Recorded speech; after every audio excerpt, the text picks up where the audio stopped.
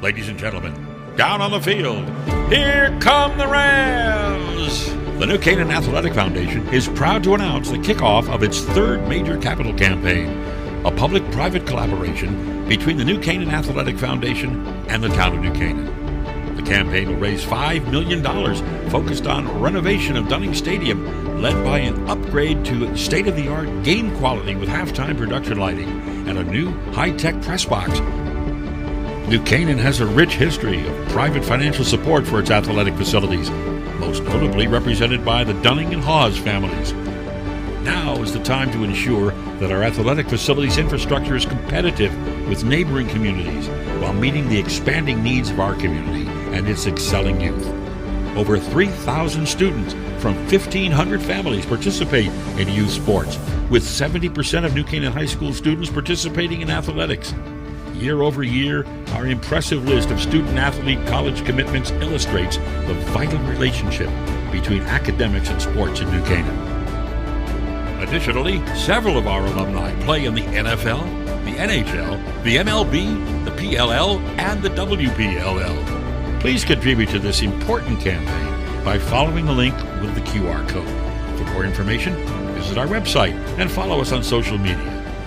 Now is the time to join the generous donors who have invested in our town and given meaning to NC Pride.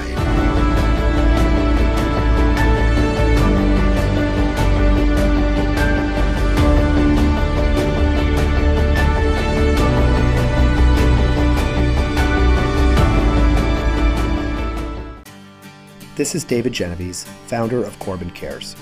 Corbin Cares Phase 2, in partnership with the Darien Foundation, was launched to support the people who support Darien.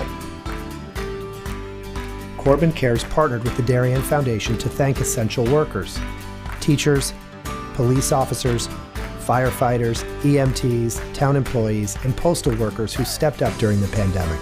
Family meals for 4 were provided by Four Forks, Bodega, Michael Joseph's, 1020 Post, and Parlor Pizza and Wine. Post 53 was treated to a tacos and waffles night with Bodega and the Waffle Cabin. Thanks to countless donors, 910 family dinners for 4 and 110 posties were served. And the Corbin Cares office was flooded with notes, emails, and letters of gratitude. Thanks to the essential workers and generous donors, you are all that make this community great.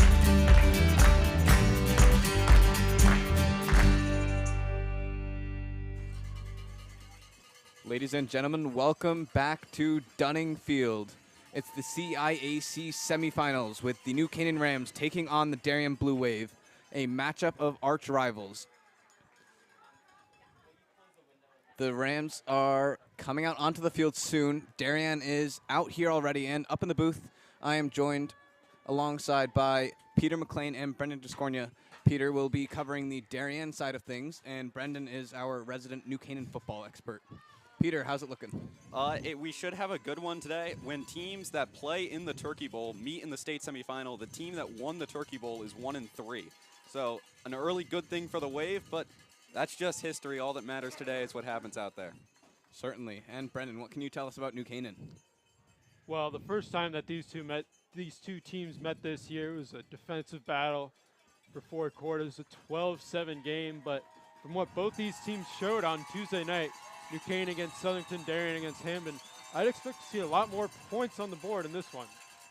Well, let's take you down to the field. The New Canaan Rams, the home team here, and the higher seed, the number 2 in the CIAC, are lining up at the entrance.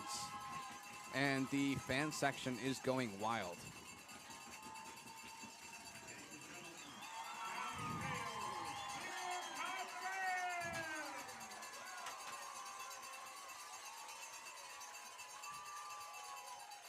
Both teams are coming into this game with a season record of 10-1. New Canaan being the number 2 in the Class Double L, and coached by Lou Marinelli, who's the winningest coach in CT state history for football. And on the Darien side of things, Darien are coached by Mike Forjay. And this is his first season, as opposed to Coach Marinelli's 40th.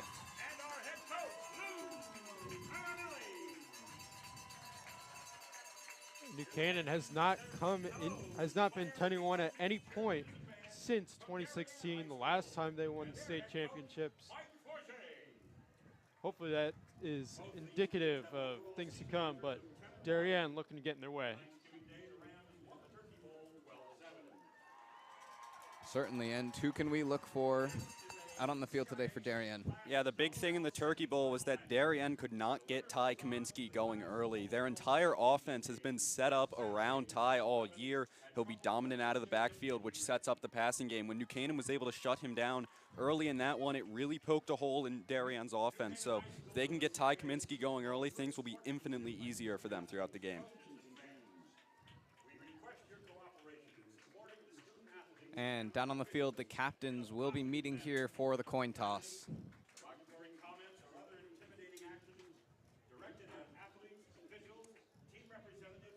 The New Canaan captains are seniors Vin Cognetta, Henry Cunny, Connor Bailey,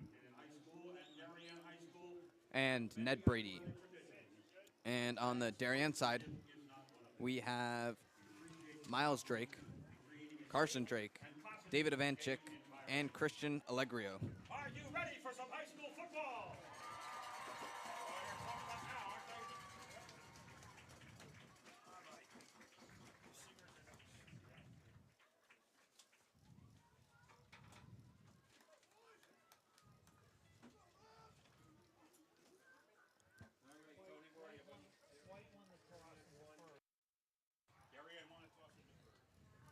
Darien has won the toss and deferred, just like in the Turkey Bowl.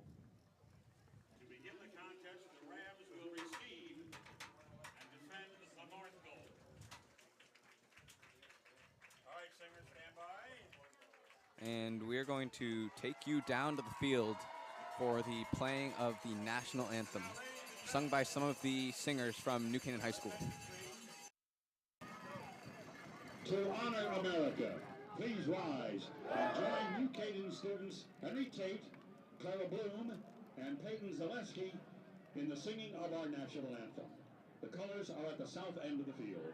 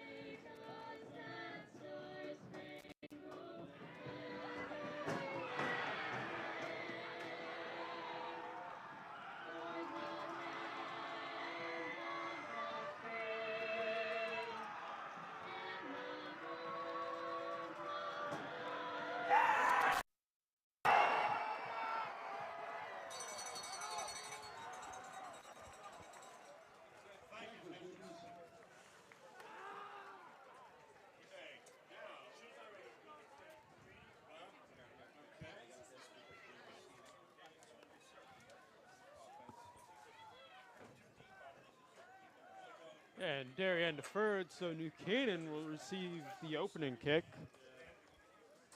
And Yes, New Canaan has had a lot of speed with their kick returners this year, Brendan.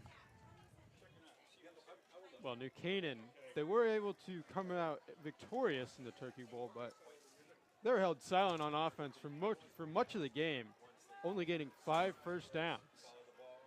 Last Tuesday night, the offense shined, and we saw a much more prolific passing game from Henry Cunny, and specifically wide receiver Max Alert, who had 114 yards through the air. Connor Bailey and Alex Benedetto are Well, we have sophomore Alex Benevento and senior Connor Bailey, the senior captain, lining up here. And Bailey will get it and take it up to the 26-yard line to start off this New Canaan drive. Jeremiah Stafford doing the kicking off for Darien today thus far. Their normal one, Trevor Herget, is out for personal reasons in this game. So it's Stafford will be taking the kicking, at least the kickoffs for the Blue Wave. And the Rams offense is out on the field now. Taking a look here at Henry Cunny, he has had a fantastic season, a double threat both in his run game and his passing. He had one of his most complete games last game against Southington, but is stuffed here at the line for a loss of 1. Jack Barber was in there with a few other Darien players to make that tackle. Yeah, Darien ready for the run. That's pretty much all they saw in the first meeting between these two. Only 3 completions in that game, so Darien certainly keying in on the run here. Cunny lining up in shotgun as per usual. Alongside him in the backfield is senior co-captain Vincent Cognetta.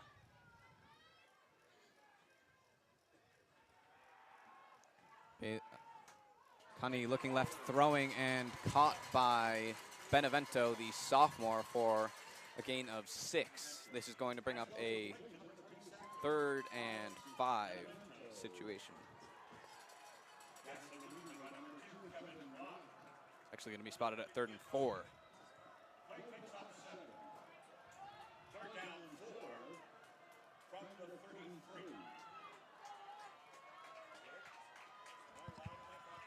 Wide Cognetta in the receivers backfield. tight to the line.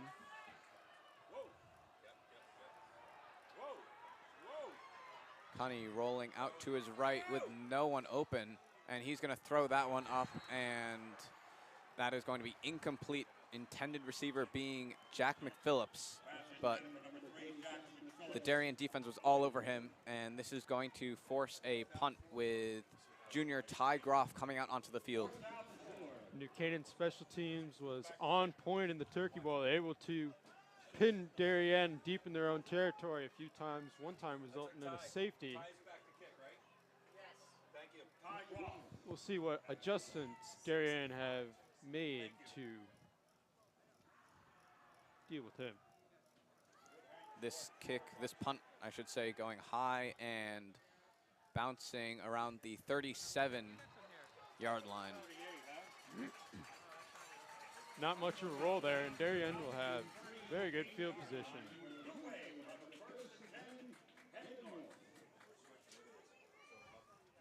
And what can you tell us about this Darien offense, Peter?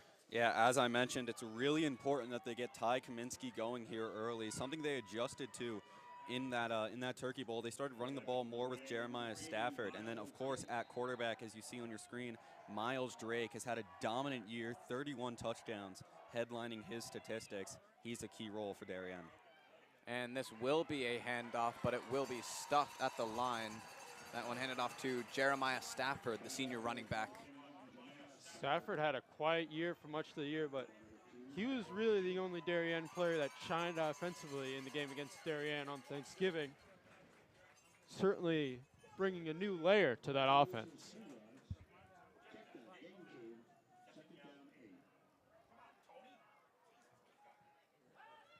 Drake throwing the quick screen here over to Stafford, and he picks up a few yards on this play.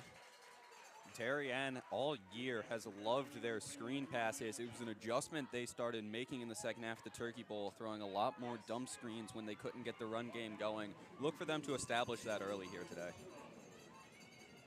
Well, almost an identical situation here for Darien as we saw with New Canaan, 3rd and 4. Big 3rd down conversion coming up for Darien.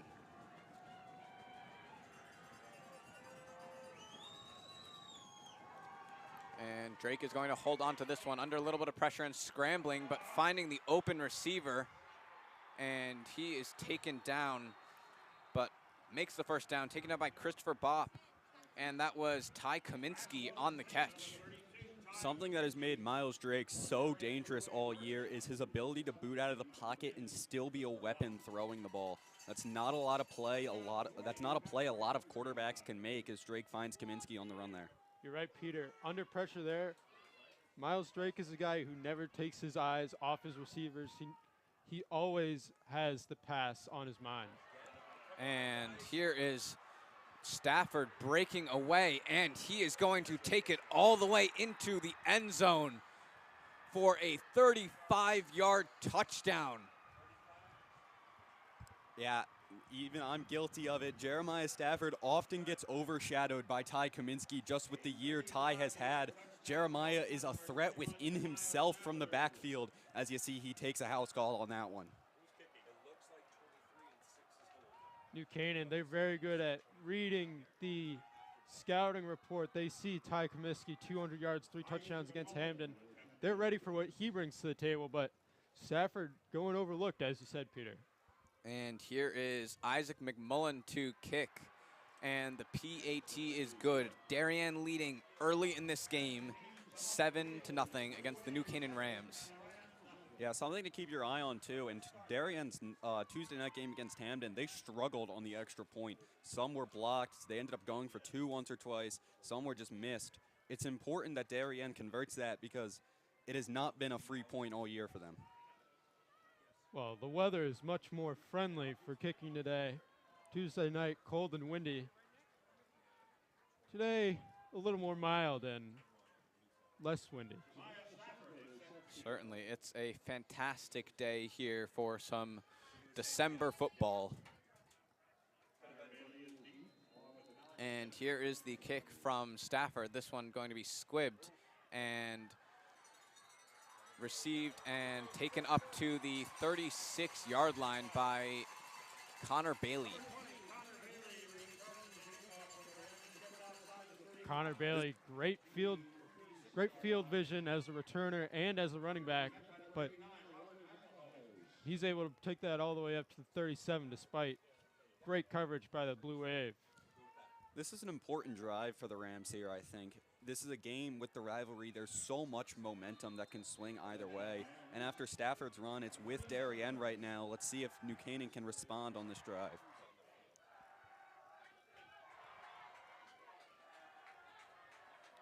Well, the student section for New Canaan certainly thinks that they can. And under pressure is Cunny, but he tosses that one up, and it is caught by Benevento once again for the first down at the 30-yard line. And that's what was missing for New Canaan so much in the Turkey Bowl. No big completions at all in that game. Longest pass, 16 yards to Walker Blair. And the quick throw is caught and taken down within the 10-yard line. That's going to be a first and goal for New Canaan. Max Alert on the reception.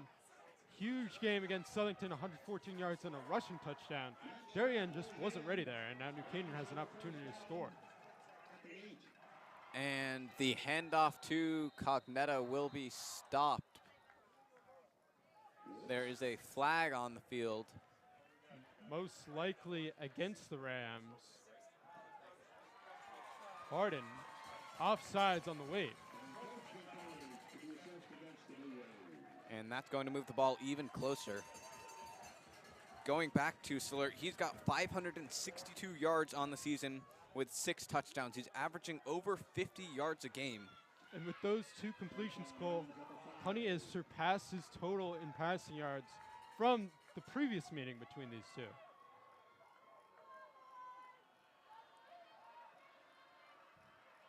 This looks like it's going to be a very different game to the one that we saw at the Turkey Bowl then. And this ball is lobbed up for Cognetta. It is just a little too far in front of him, and that's going to be an incomplete pass. Leighton Reeser was in coverage there for the Blue Wave. Good job to not draw a pass interference there. Cognetta, not normally a receiving back. Normally those duties would go to Connor Bailey, but targeted there by Henry Cunning.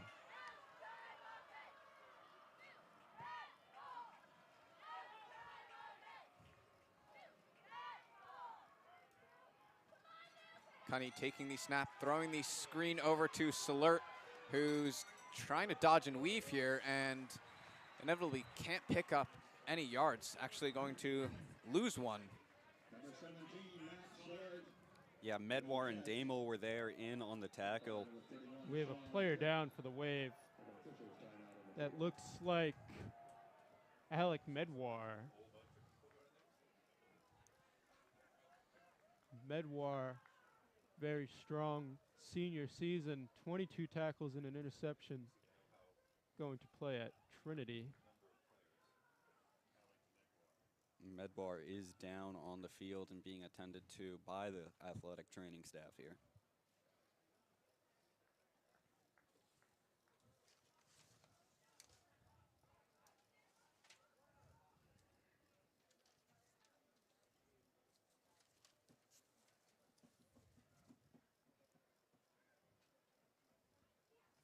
Well, while we have a short little break here, hopefully Medwar is okay. Brendan, what can you tell us more about this New Canaan offense and some of the receivers that we've seen so far in this game? Well, I'm surprised that they haven't gone to the run this close to the goal line. 2 passing plays on first and second down. The run was really what got it done against Darien in the Turkey Bowl. And I'm surprised they haven't gone to Cognetta on this drive yet.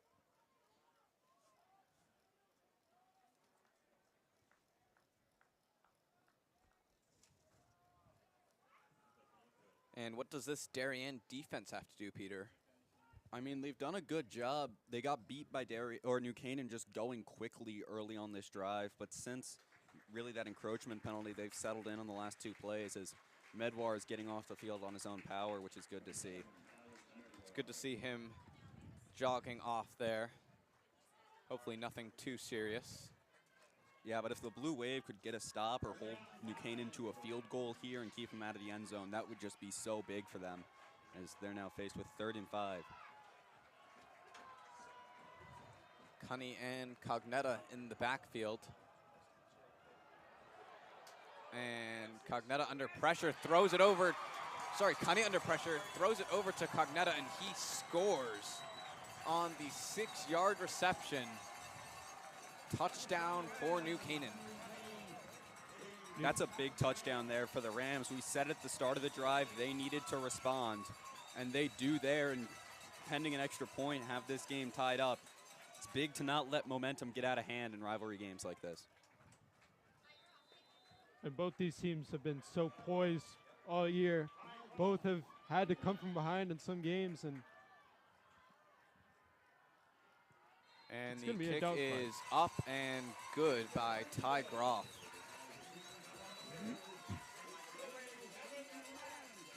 This game tied here at Dunning Field, 7-7, with just under 7 minutes left in the first quarter. Both teams scoring touchdowns on their opening drives after each team only scored 1 touchdown in the Turkey Bowl. That was the first time that had ever happened in Turkey Bowl history, that each team only scored 1 touchdown. That year was 1999. Weirdly enough, as our statistician Braden Schenk pointed out to me, they met in the Turkey Bowl. New Canaan won. Both teams only scored 1 touchdown. That same year, they met in the state semifinal, a game Darien took 23-0 after losing the Turkey Bowl. So, again, weirdly similar to this year, but we'll see how that holds up. call me crazy, Peter, but something tells me that this will not be a shutout. Fair enough. Incredible deductive reasoning there, Brendan. Yeah. Well, both of these teams have had prolific offenses. Darien's averaging 44 points per game. They were only held below 40 in 3 different games.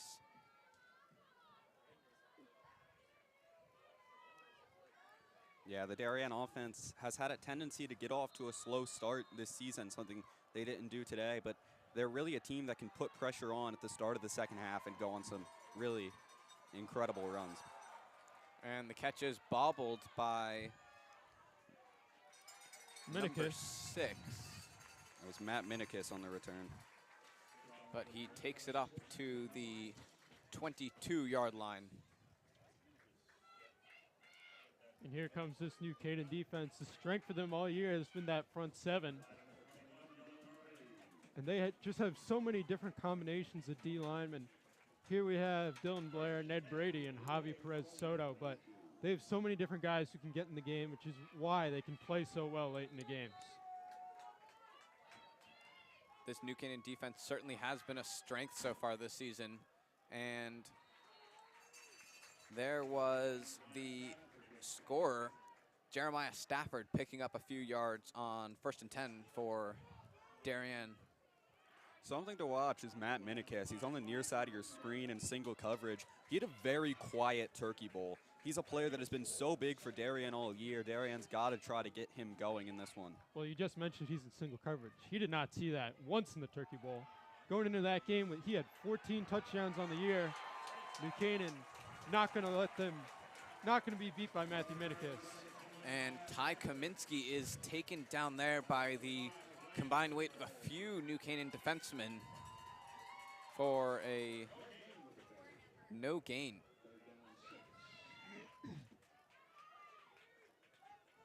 I know the private league doesn't exist and should not be mentioned, but Matthew Minikis torched New Canaan last year in that game, and New Canaan very aware of what he can do for the Wave.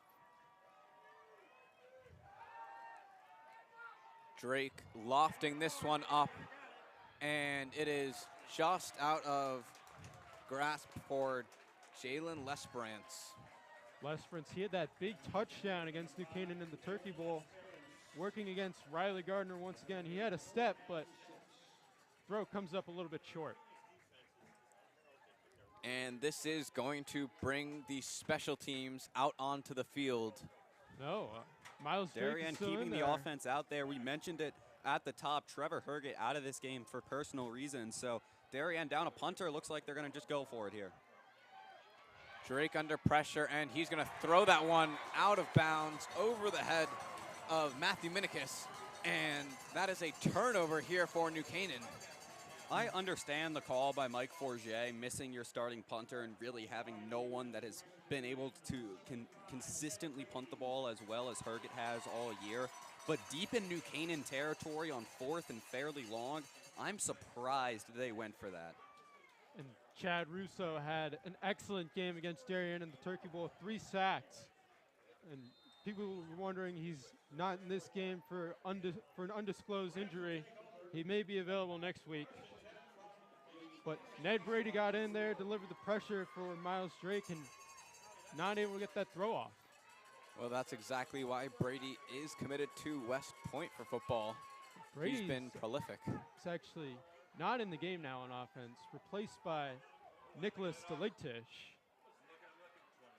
And Connor Bailey jukes the tackle from the Darien defender and picks up a few yards here for a 2nd and 7. Joe Caesar on the tackle. He's been a cornerstone of that Darien defense. Had the long pick 6 against Brian McMahon.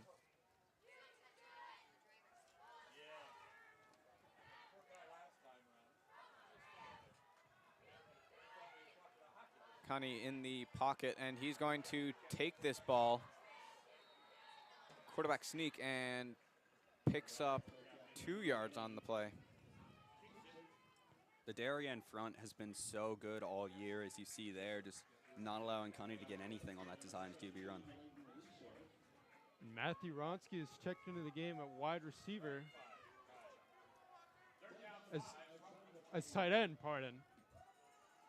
And he's normally a guy you bring in for your power set, as Vin Cognetta also checks into the game.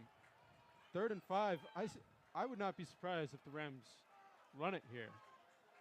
Well, it's a 2nd, 3rd down conversion coming up here. And that one is blocked by number 92, Jack Barber, the defensive tackle, on the throw from Cunny. It's going to bring up 4th and 5. You'll take another look at it here. Cunny had a receiver too, so a great job by Barber to get up and block that one. Yeah. And out onto the field comes Ty Groff, the junior kicker. He's been fantastic all year with 10 field goals made. Only needs 3 more to tie the state record. Groff also leading the state right now, just really probably one of, or definitely one of, if not the best kicker in the state this year. And he puts that one up with plenty of height to spare, and it is good. Rams lead in this game 10-7.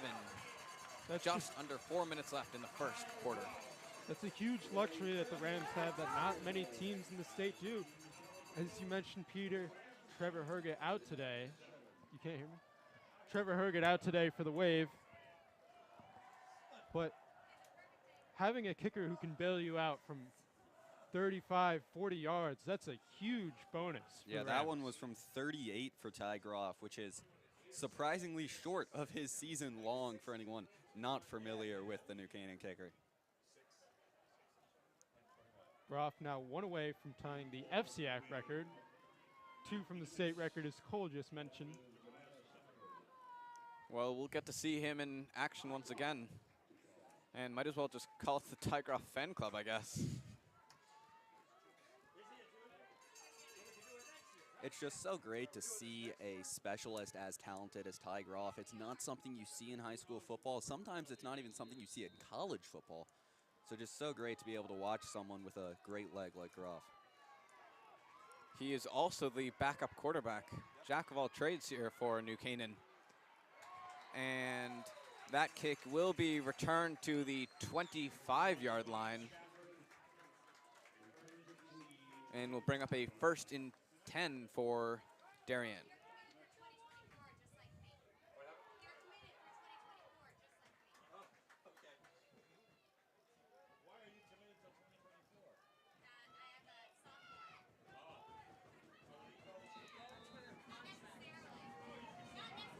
And Drake tossing that one over to Ty Kaminsky, who picks up the 1st down, barreling through some of the New Canaan players.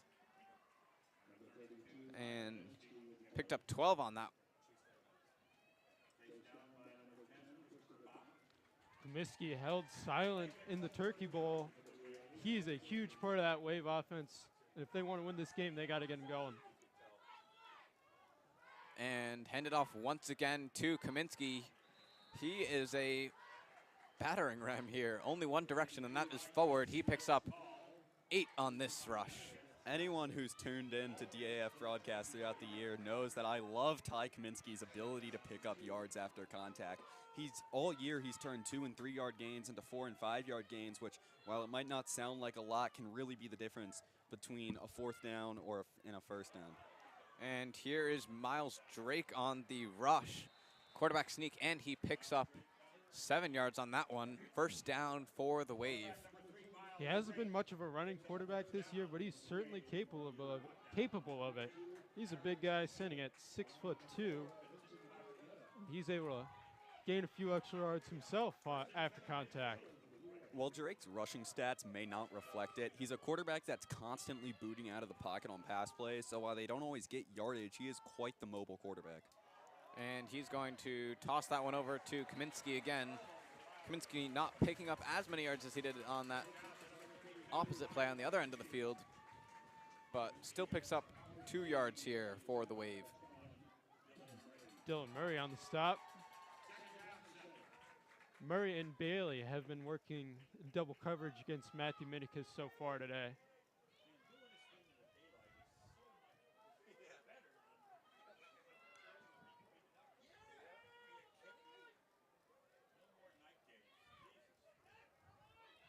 Miles Drake taking the snap and handing it off to Kaminsky, who's broken free and is only taken down after the 1st down by Connor Bailey. Yeah, that rush is going to put the Darien offense over 100 yards here in the first quarter, something they didn't do in the first half of the Turkey Bowl. So a completely different game than what we watched a few weeks ago. This seems to be a story of offenses here as opposed to the Turkey Bowl. Kaminsky again barreling through this New Canaan 1st line and picking up 7 yards on this play. And that is the Ty Kaminsky Darien fans have been familiar with all year. It's not something we saw in the Turkey Bowl, but on this possession, Ty Kaminsky just being able to barrel along through that New Canaan front. Drake throwing the screen over to Minikis, and he is taken down for only 1 yard. My apologies, that was actually number 5, Jalen Lesperance. Number 5, Jalen Esperance.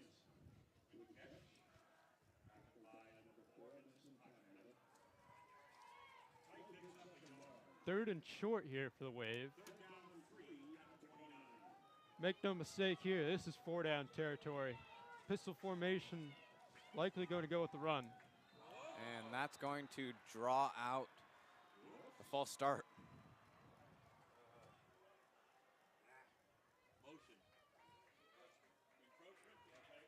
That one is going to move the chains and give Darien the first down in really favorable territory on the 24-yard line. Yeah, that's a big one, being able to get New Canaan to jump there. Hand it off to Ty Kaminsky again. He dives after first contact and picks up 4 yards on that.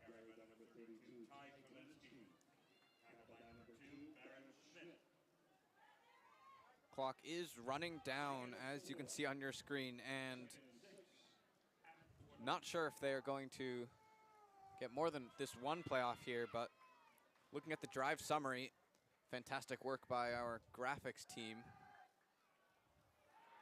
That throw taken by Lesperance again, and he's going to be brought down, but he doesn't pick up the first down here. Yeah, New Canaan had been playing an off coverage on Darien's receivers pretty much all day so far. You see Drake able to take advantage of it with a button hook stop route there. He was looking for Lesperance the whole way. Never mind, he does pick up the first down. The chains did move, but this first quarter clock is going to tick down to a close. And we are going to end the first quarter here with the Blue Wave on the 14-yard line, with New Canaan leading 10-7. It's been a fantastic game and a polar opposite to the Turkey Bowl, with the story being the offense today. And one thing that stood out to me a lot that I think has an impact on this game is that, you know, going into the Turkey Bowl, these teams had almost 2 weeks of rest. Since then, this is their 3rd game in less than 2 weeks. So these linemen, they're much more battered up. So that's why the run game is much more effective now, because these D linemen, they're getting hit every play, and it wears you down. Yeah, Darien and New Canaan, both teams with just prolific offensives and defenses, so it's really just which one shows up. In the Turkey Bowl, the defenses showed up. Today, it looks like the offenses did. Well, we've seen fantastic rushing on the Darien side by Ty Kaminsky and Jeremiah Stafford, and then the pass game on the New Canaan side has been fantastic. The 2 big plays to Alex Benevento and Max Alert on the busted coverage. So we're going to send you back down to the field here. Darien in the red zone. Yes, like we mentioned right at the end of the first quarter, Darien on the 14-yard line here. Very good scoring opportunity for the Wave, Blue Wave.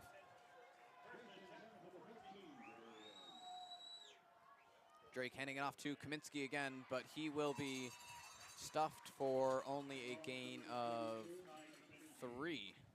This is something we saw in the second half of the Turkey Bowl. Darien moved to a 2-back set compared to a 1-back set with Kaminsky, and it's something they've stuck with. You see Stafford and Kaminsky both in the backfield. It just forces New Canaan to worry about more options than just Ty Kaminsky. Both those backs are just as big and physical as the other.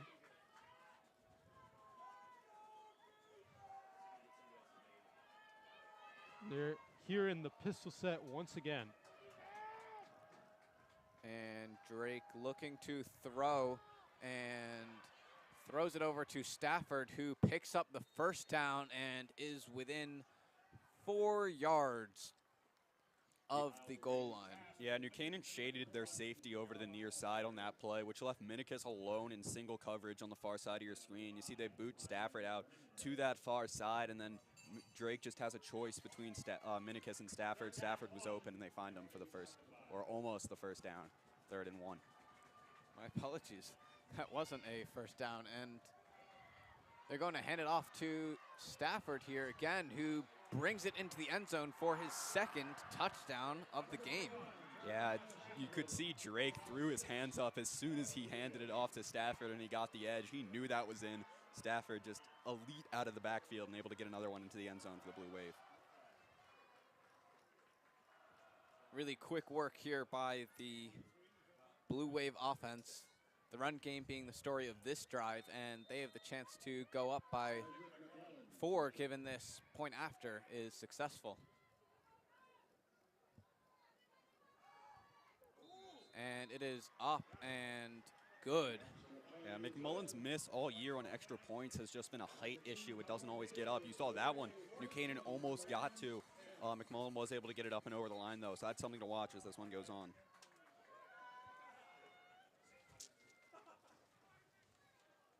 The Rams take over once again after another strong drive by the Wave. What New Canaan needs to take advantage of more, and if they want to win this game, they really got to win the turnover battle. In the Turkey Bowl, Darien had 4 turnovers, I believe, and New Canaan had 0. Something to watch here, too, as we are into this second quarter, is to remember that Darien will get the ball coming out of the half. So and the way these teams alternate possession, and if we've seen anything, it's just going to be a flip-flopping of the lead back and forth based on who had the ball last. That's something to keep track of if Darien tries to double up going into the half. And the kick is up, and flag on the field here. That looks like an offsides on number 37, Mac McGarren. Yeah, so McMullen going to get a chance to kick that one again, but from 5 yards further back, it's McMullen handling the kickoff now instead of Stafford. Yeah, we saw Stafford earlier, but after that squib, which I don't think he meant to squib, they're going to go to McMullen.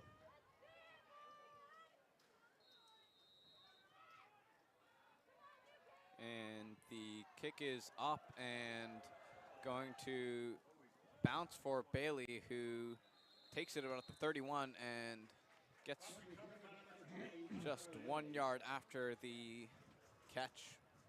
Even with that pretty much non-existent return from New Canaan, they're still going to start on the other side of the 30, which is something to watch. The kicking game has really started to affect Darien. They went for it on the 4th and 6, didn't get it because they couldn't punt the ball away. A short kick there after the penalty gives New Canaan solid field position once again. It's something to watch as this one goes on. And special teams was essentially a difference in the Turkey Bowl. Both teams had the touchdown, but New Canaan had this scoring advantage because of the safety that pinned Darien deep in their own territory, and the field goal from Groff. And Cunny tossing this one over to Cognetta, who's wrapped up for a loss of 1 yard. That was senior D tackle Cole Murphy who made first contact in the backfield. He's been big for this Darien defense all year, blowing up backfields. And he had a big game against New Canaan in the Turkey Bowl. I believe he had 9 tackles in that one. Making his face shown here once again. Cunny and Cognetta in the backfield once again. And New Canaan will take their time. Still 13 seconds on the play clock. Cunny rolling left on this one and throwing it up to Salert, who nearly got the one-handed grab, but bounces off of his hand and out of bounds, incomplete pass. Salert working on Medwar, who's banged up earlier in this one. Guess the Rams like that matchup. Yeah, Salert had a step on Medwar there, but Medwar has been Darien's #1 cornerback all season and just done a great job clamping down opponent receivers. 3rd and long for the Rams. Expect them to go to the air once again. They thrived in 3rd and longs against Southington Tuesday night. The big plays going to Max Salert and Jack McPhillips. See what they can provide here on 3rd and 12. And New Canaan jumped, as Darien so eloquently pointed out, on the field, so that's going to back the Rams up.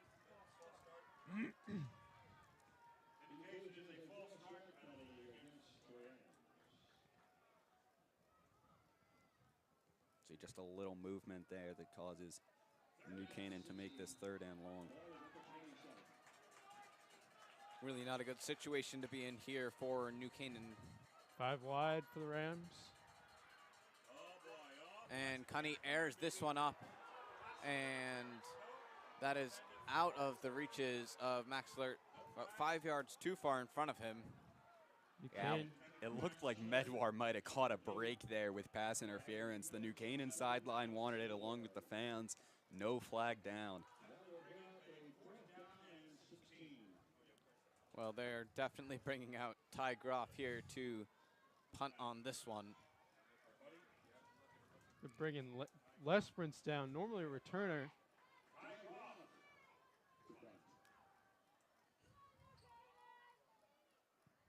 And the kick is up and very short, landing at the 47 and taking a couple fortunate bounces back into Darien's half of the field.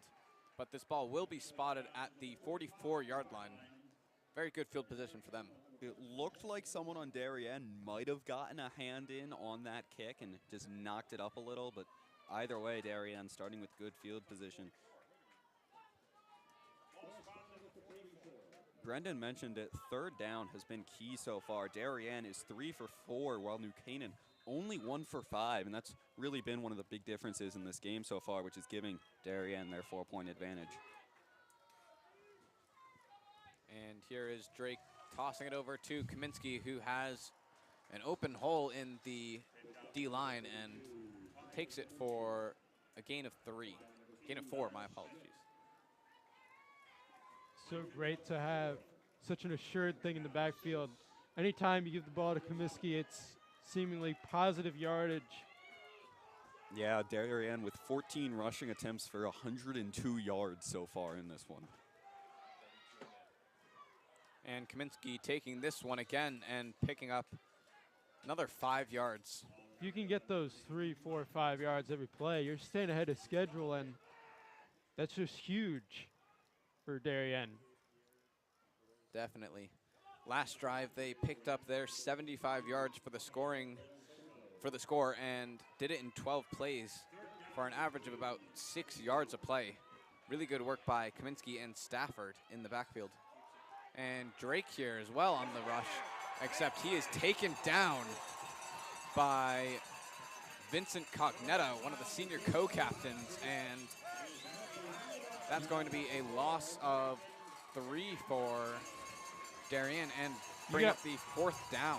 You got to believe without their punter, Trevor Herget, that they're going to go for it here on 4th down. That's Darien keeping the offense once again on the field for 4th down. This one's more understandable to me, a little closer to the 50. And it looks like Drake might try a pooch punt here as he drops back, and he does indeed. As considering he's not a kicker, a very solid punt by Drake that's going to take a nice Darien hop down to the 1-yard line. Well, that's fantastic work by the Darien offense there. That's going to be horrible field position for New Canaan to start off here. This actually justifies the call by Forget to go for it or on 4th down earlier in the game, because if he had not done that, that pooch punt maybe not as successful, as New Canaan doesn't commit as much to Darien going for it on 4th down. But Miles Drake proving Ty Groff not the only quarterback that can punt.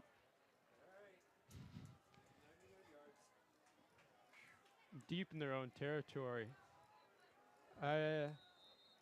Run game really has been mostly negative for New Canaan. Yeah, New Canaan with 3 rushing attempts for a total of 0 yards so far today. So we saw a safety in the Turkey Bowl. Darien was the team that got safety there. We'll see if the Wave can do it back to the Rams. Well, Peter, New Canaan did so well of controlling the field position game in the Turkey Bowl, and Darien's really been in charge of it today.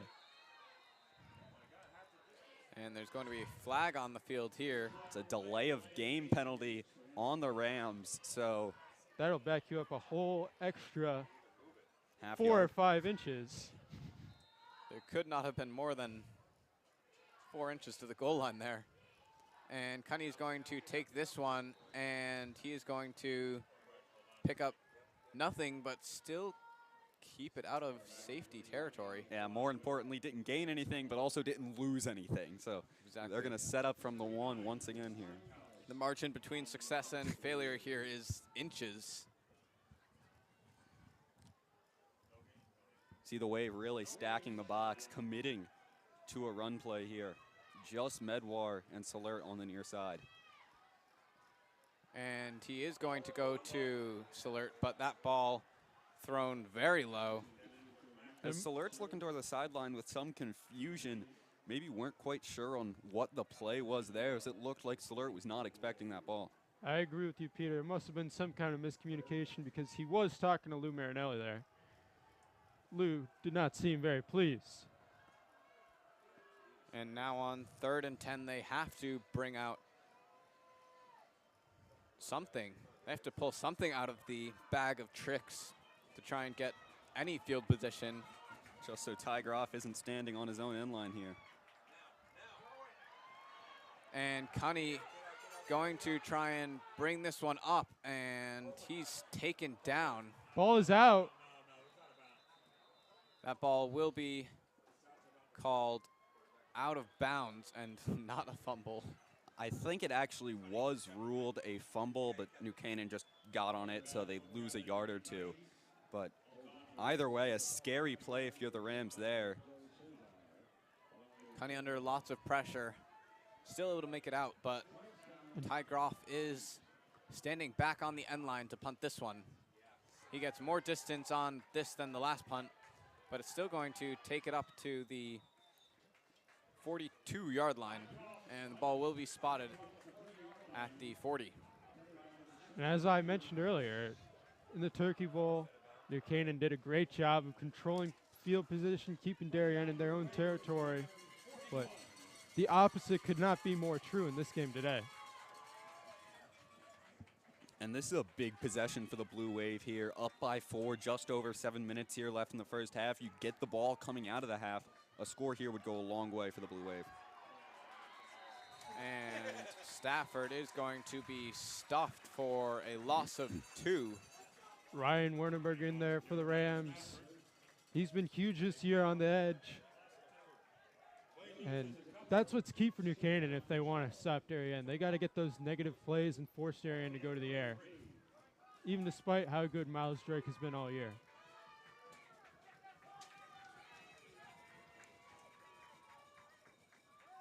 And Drake rolling out to his left, nearly taken down. He had to throw that ball out under pressure from number 2 Barrett Schmitz, the senior linebacker. Barrett Schmitz, he's been injured for 2 games. New Canaan really loves having him on the field. He's such a smart kid at that linebacker position, and he also brings a lot of speed to the field. That wind starts to blow, you feel it, don't you? Well, it's blowing all the papers around. Oh, it is? Yeah. Two-back look once again for the Blue Wave, something we've seen all day. Stafford and Kaminsky in the backfield. Darien 3 for 5 on their 3rd down conversions. Miles Drake trying to make something happen here under pressure, but he throws it up, and that one is batted away by Christopher Bopp, the cornerback. Intended receiver being Stafford. Once again, he's been at the heart of this Blue Wave offense, and 4th and 12 coming up here. We saw it in the Turkey Bowl. New Canaan just able to get Drake under pressure so quickly that he has no options and he has to get out of the pocket and create time. But the Blue Wave look like they're going for it once again. Drake dropping back. Expect another pooch punt. Not the same result this time. And that one is going to roll out at the 22-yard line. Considerably better field position than the last pooch punt. And when you're back on your own 1-yard line, that really limits your playbook. Not a lot.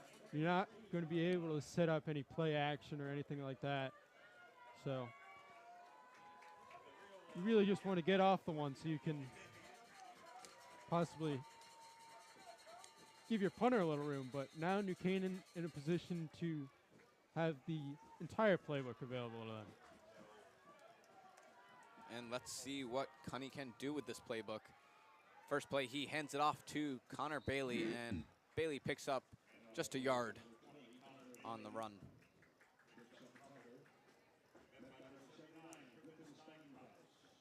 This entire Darien defensive line has been terrific today and on Thanksgiving. another very short game. New Canaan not able to get the rush game going. Connie under a little bit of pressure, but throws it up, and that one is caught by Salert. Apologies, that's actually Benevento on the catch. Good work by him, and that's going to move the chains for New Canaan, a New Canaan first down, one of the first in quite some time. Yeah, just New Canaan's 4th first down on the day compared to Darien's 6. And Brendan, you were talking about it, New Canaan with just 3 rushing yards today, total on 6 attempts. So this Darien front, as you see there, just getting in the backfield and not allowing New Canaan to get anything set up. There you go again. That's Sean Quick on the stop. Darien's leading tackler. Another loss on the ground. Connor Bailey not able to get out of pressure quickly there, and the loss of 1. Connie looking to throw here, and he does, but it's picked off. And that is going to be intercepted by number 89, Robert McElhouse. The junior safety coming up with a huge play for the Blue Wave there as he's able to force a turnover and put the Darien offense back out on the field. New Canaan's offense has been so secure with the football all year long. That's only their 4th turnover of the year. And now Darien with the ball once again in New Canaan territory. New Canaan defense having to step back out onto the field, not getting a ton of rest here.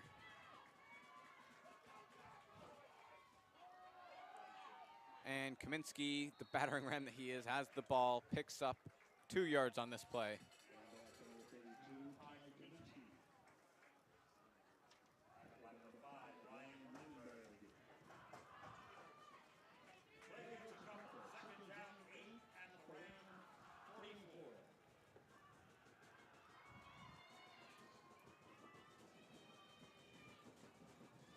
We take another look here at the Robert McElhouse interception, just able to jump in front of the receiver, keep his feet in bounce, force a turnover for the Blue Wave. Really good work by him. Now on the offensive side, lots of space for Drake, and that pass is going to be incomplete, intended for Matthew Minikis. And that's the first time he's been in single coverage all game long. Dylan Murray working on him, 2nd team all FCIAC mentioned. He's had a really good year on the edge for the Rams, and he came up with a big play with an interception in the Turkey Bowl and a game-winning pick 6 against Daniel Hand. The big thing there, the reason Darien was able to target Minikis is because Drake had so much time in the pocket. Between the Turkey Bowl and today, I don't know if I've seen Drake have that much time to set up and find his targets downfield. So a big thing from the Darien front. And this ball lofted up again for Stafford, and that is just barely knocked down, batted away by number 20, Connor Bailey. Yeah, dangerous throw there by Drake to try to find Stafford over the top. Bailey almost able to come down with the interception, but the ball falls harmlessly to the ground. And the offense back out on the field, 4th and 8 for the Wave. And we'll see if Drake takes a few steps back and looks to punt the ball, and there it is, he does, and I would expect another punt. And this punt will bounce at the 4 or 5 yard line. It's going to be spotted at the 5. Looks like it took a bounce off of Stafford's leg there. So all things considered, for the quarterback Miles Drake, not bad with the punts. He's, I'd say, 2 for 3 on hitting solid ones, pinning New Canaan back deep. So it's Darien in a position they're not used to, not having Herget to do the punting duties, but a good job by Drake to step up, and that's what can make the difference in these rivalry playoff games. Definitely. Well, as both quarterbacks prefer the shotgun formation, Cunny is going to be standing in the end zone. And under certain pressure from this Darien defense. And high snap. Cunny kept it, and no gain on that one. Yeah, you might have heard the screams of the New Canaan fans, scared on that high snap, but Cunny able to come down with it.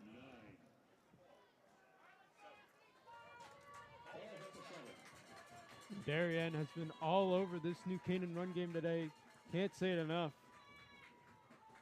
But so far in your own territory, are you willing to go to the air? That one's going to be handed off to Cognetta, and he's going to pick up yards on the outside, just short of the first down. Ball's going to be spotted at the 15-yard line. New Canaan 1 for 6 on third downs here today.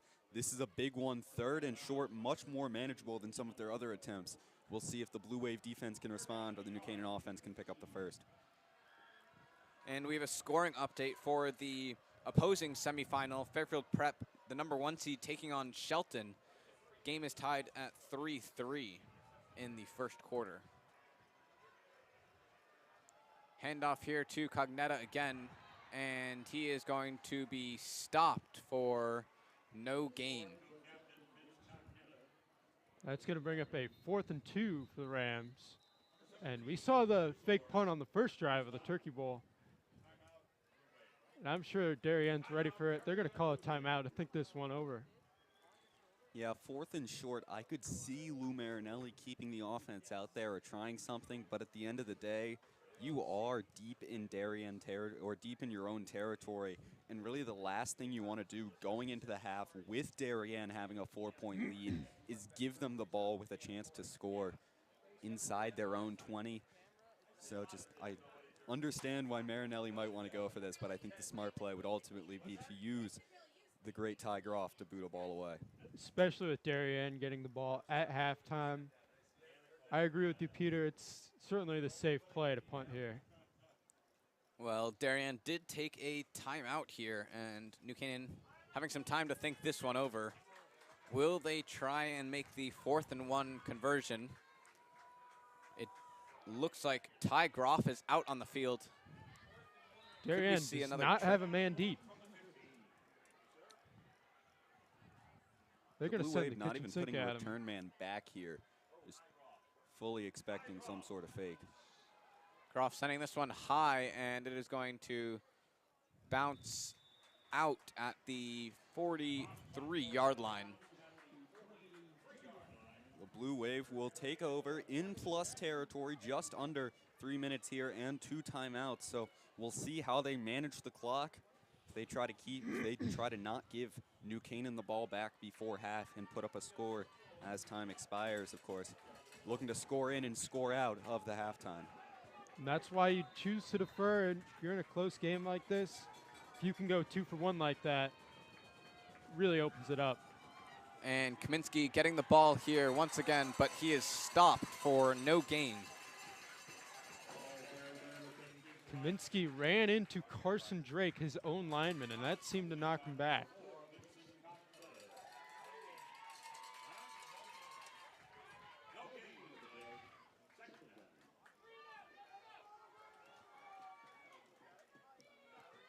Miles Drake, the senior quarterback in the backfield with only Kaminsky here.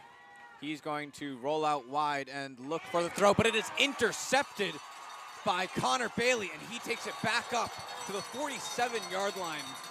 Turnover to New Canaan. That's exactly what this New Canaan team needed. If they're able to score before halftime, that gives them the lead. And they really have thrived on the turnover margin throughout these games against Darien in the past 5 years.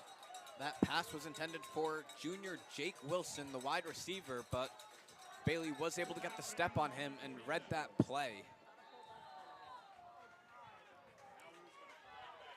Stacked box for the Wave. And Cunny is going to try and take this one, but he's going to be stopped for no gain.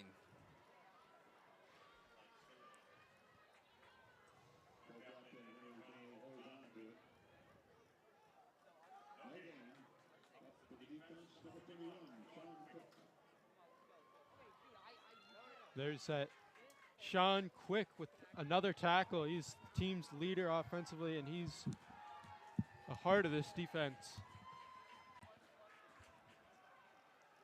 Cunny looking up and throwing to Benevento, who picks up the first down and a few yards after contact up to the 40-yard line.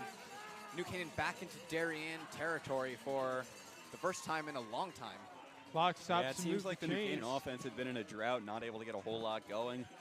Here they are trying to get on some sort of roll here headed into the half. The clock stops to move the chains, and New Canaan still has all 3 timeouts remaining.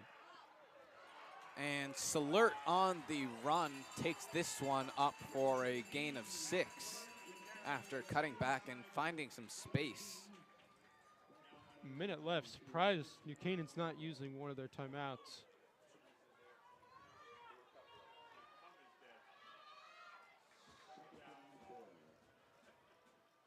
And Cunny dropping back under pressure, and he's wrapped up and throws the ball away. That's going to stop the clock, and the flag is out on the field. Ivanchek was calling for it. I don't know how it wasn't thrown initially. That's pretty much meets every qualification of intentional grounding there, so I would imagine that's the call we see. Groff was in the tackle box. There was really not a receiver in the area, and I don't even know if it got back to the line of scrimmage. Marinelli is arguing that Jack McPhillips was in the vicinity of the ball. So they're going to wave the flag off, no grounding penalty. Brendan, to go back to your point about New Canaan not calling a timeout into that play, I really think it was because on that first drive where they scored the touchdown, they were able to beat the Darien defense with speed, just getting up to the line, getting into a hurry up and going, and that's really pretty much where their only success had come from against the Darien D all year. So I think just trying to avoid that timeout and not give Darien a chance to get fully set. That's a good point you make, but you also it's got to be a sure thing if you're going to call a timeout. Until New Canaan's inside the 25, they're not going to attempt a field goal, I think. Well, New Canaan does take the timeout here using their first of 3. Presumably talking over this next 44.6 seconds. And it's a big deal here for the Rams to just not have any time management blunders as we head into this half. They need to get points on this drive. Darien gets the ball coming out, and they're already chasing 4.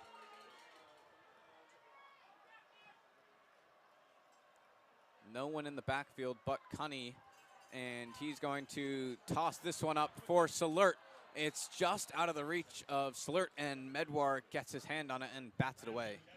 Good throw by Cunny there to put the ball where Salert could get it, but more importantly where Medwar could not get it, to just not risk an interception here. A little overthrown, but at the end of the day, a safer throw. 4th and 4 in enemy territory, only 38 seconds remaining. New Canaan's going to go for it here.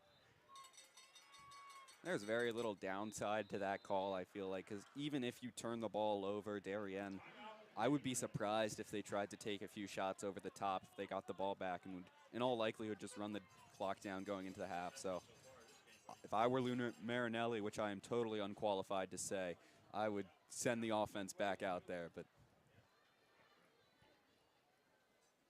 Well, I certainly agree with that decision, but I'm not sure what the play call would be. It seems like Darien's been all over the field defensively. Only really found success through the air. yeah, I would think you got to put it in the hands of Cunny to throw it up. Only 17 rushing yards on 12 attempts, so not an average that is too good for the Rams here. I got to think they try to throw this ball. Well, it looks like that is what they're going to do. Cunny throwing it up, and that one is not caught. Goes out of the hands of Benevento, and that is going to be a 4th down conversion for the Blue Wave. 35 seconds on the clock. Benevento looked shocked that he couldn't bring that one down. Quick throw over to him. Scrolling through some of the team stats here as we look towards the end of halftime, the number that leaps out to me, New Canaan 0 for 1 on 4th down. We just saw that. More importantly, 1 for 8 on 3rd down conversions. New Canaan has just not been able to convert on the 3rd downs, which has been so big from this Darien D. And this throw here on the screen taken down by Dylan Murray. Great job by Dylan Murray to get in there and blow up the screen. Darien loves their screen passes. Great job by Murray to expect that and be able to blow it up in the backfield. And that's Minnicus's first reception of the game, and that's going to be a negative play.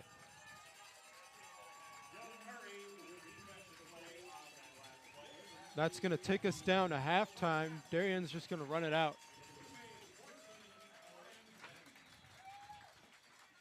And we are going to bring you back up into the booth here at halftime.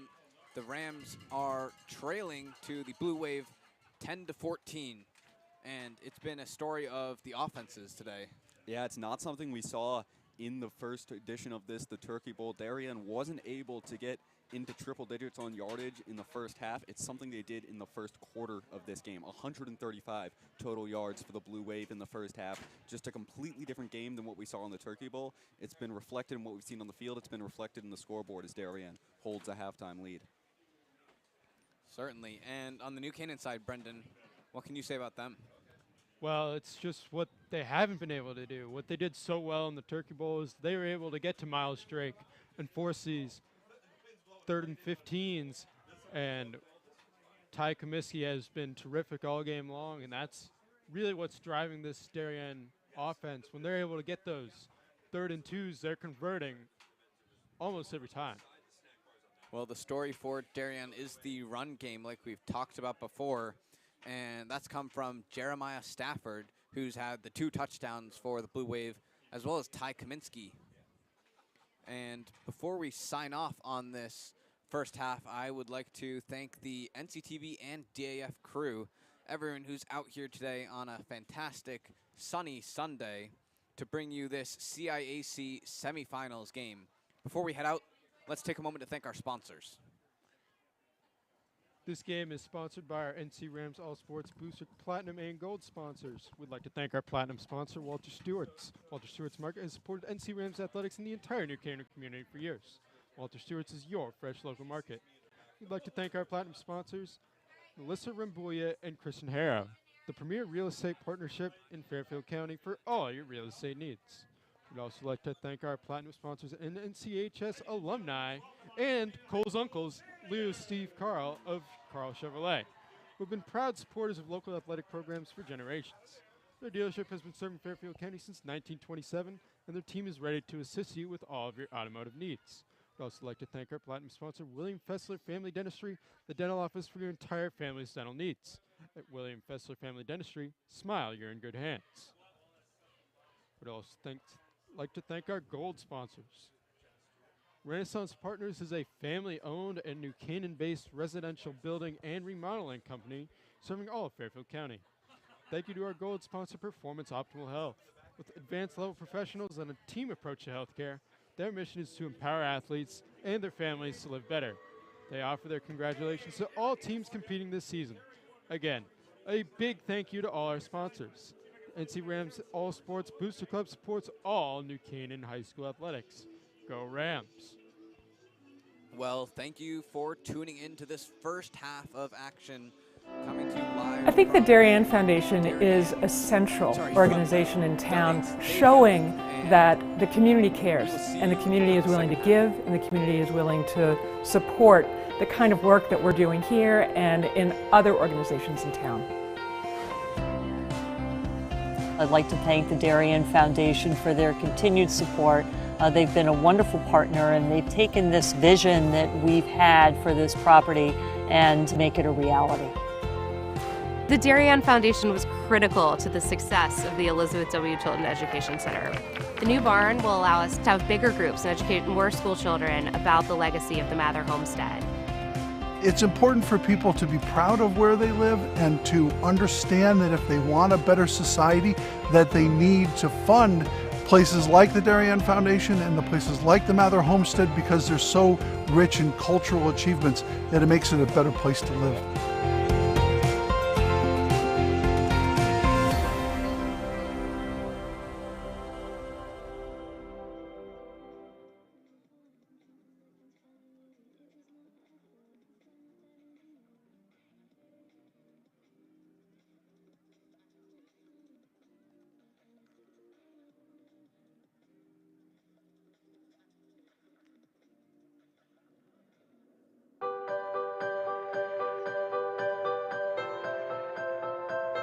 In 2008, a group of 4 women came together to create a playground by the beach for kids to have fun. We thought it would be great to have a playground at the beach. We live in a community that's on the water, and it would be really fun to be able to appreciate that. There was a playground here originally, but it was in the backwoods and there were mosquitoes. It was very, very unappealing and no one wanted to go there. Building and designing and fundraising the playground definitely took a good amount of time. We had to fund it. It was $250,000. We had an estimate given to us. We had to fundraise for that amount of money, and we started out with different ways of doing that. One of my good friends did PR, one did the graphic design. I ended up being in charge of selling all of the bricks. We had someone doing the playground design, and we were all moms who were mothers of preschoolers who had just left the workforce. We approached a lot of different big companies, and they said they couldn't fund us. We weren't really reaching the amount that we needed to reach. We decided to go ahead and ask the Darien Foundation for a large donation to kind of kickstart the campaign. The Darien Foundation wanted us to expand the project a little bit because they felt like the playground was really only for the 2 to 6-year-olds. Once the Darien Foundation agreed to pledge money, the town agreed that we could put swings in. When other people heard that we had gotten money from the Darien Foundation, they were able to say, well, this is going to happen. This idea is actually going to come to fruition. So a lot of people then came on as funders. Local businesses came. More families decided to buy bricks because they knew that this playground was really going to happen. It wasn't just some pipe dream of 19 moms. Well, one of the great aspects of the playground as we designed it was that we had it open to the beach because the kids love running back and forth to the water and then back to the playground. One of my favorite parts of the playground is that it's in the shape of the nautical theme with the ship and the lighthouse, given that it's on the beach. It's because of the playground that the parents come and really take the time and enjoy, have their coffee, and watch their kids grow up and have fun. Playground by the Sound has been an important part of the community for 10 years. During our 3rd annual Weed Beach Fest this June, we made the playground kind of a center point of the actual event. In honor of the 10th birthday of the Playground by the Sound, the Darien Foundation hosted our Kids Cove, and for the first time we were able to offer it open and free to the public for over 400 kids to enjoy, and we are so thankful for the Darien Foundation. The Playground by the Sound grant had a big impact on the Darien Foundation in 2 ways. Number one, it was one of our first big capital grants, and we were really excited to partner with the 4 moms that brought the project to us here at Weed Beach. The second thing is it got people to feel in town that they could come to us and make presentations and bring their good ideas, and we would be receptive and open to hear those ideas. And it's created a great dialogue between the Darien community and the Darien Foundation. People need to know that they can do something like this on their own, and with partnering with the Darien Foundation to actually do the funding made it happen.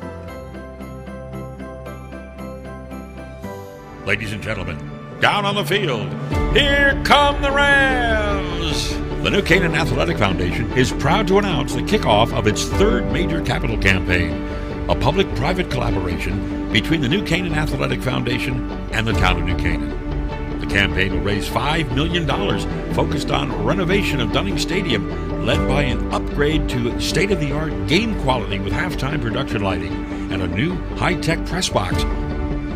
New Canaan has a rich history of private financial support for its athletic facilities, most notably represented by the Dunning and Hawes families. Now is the time to ensure that our athletic facilities infrastructure is competitive with neighboring communities while meeting the expanding needs of our community and its excelling youth. Over 3,000 students from 1,500 families participate in youth sports, with 70% of New Canaan High School students participating in athletics.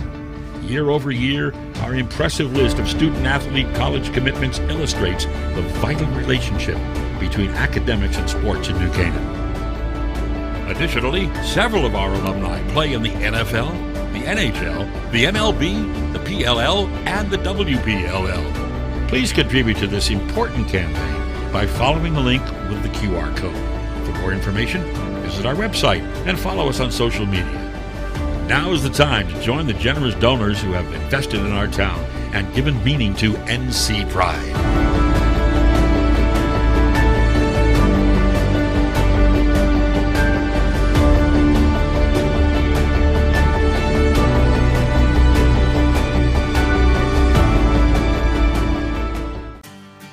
This is David Genovese, founder of Corbin Cares. Corbin Cares Phase 2, in partnership with the Darien Foundation, was launched to support the people who support Darien. Corbin Cares partnered with the Darien Foundation to thank essential workers, teachers, police officers, firefighters, EMTs, town employees, and postal workers who stepped up during the pandemic. Family meals for 4 were provided by 4 Forks, Bodega, Michael Joseph's, 1020 Post, and Parlor Pizza and Wine. Post 53 was treated to a tacos and waffles night with Bodega and the Waffle Cabin. Thanks to countless donors, 910 family dinners for 4 and 110 posties were served. And the Corbin Cares office was flooded with notes, emails, and letters of gratitude. Thanks to the essential workers and generous donors, you are all what make this community great.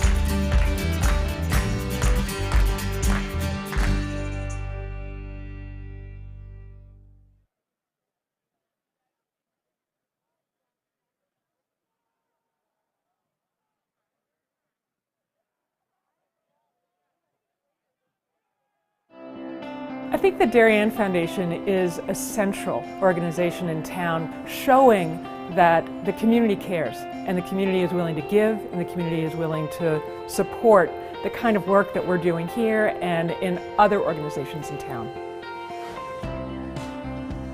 I'd like to thank the Darien Foundation for their continued support. They've been a wonderful partner and they've taken this vision that we've had for this property and make it a reality. The Darien Foundation was critical to the success of the Elizabeth W. Chilton Education Center. The new barn will allow us to have bigger groups and educate more school children about the legacy of the Mather homestead. It's important for people to be proud of where they live and to understand that if they want a better society, that they need to fund places like the Darien Foundation and the places like the Mather homestead because they're so rich in cultural achievements that it makes it a better place to live.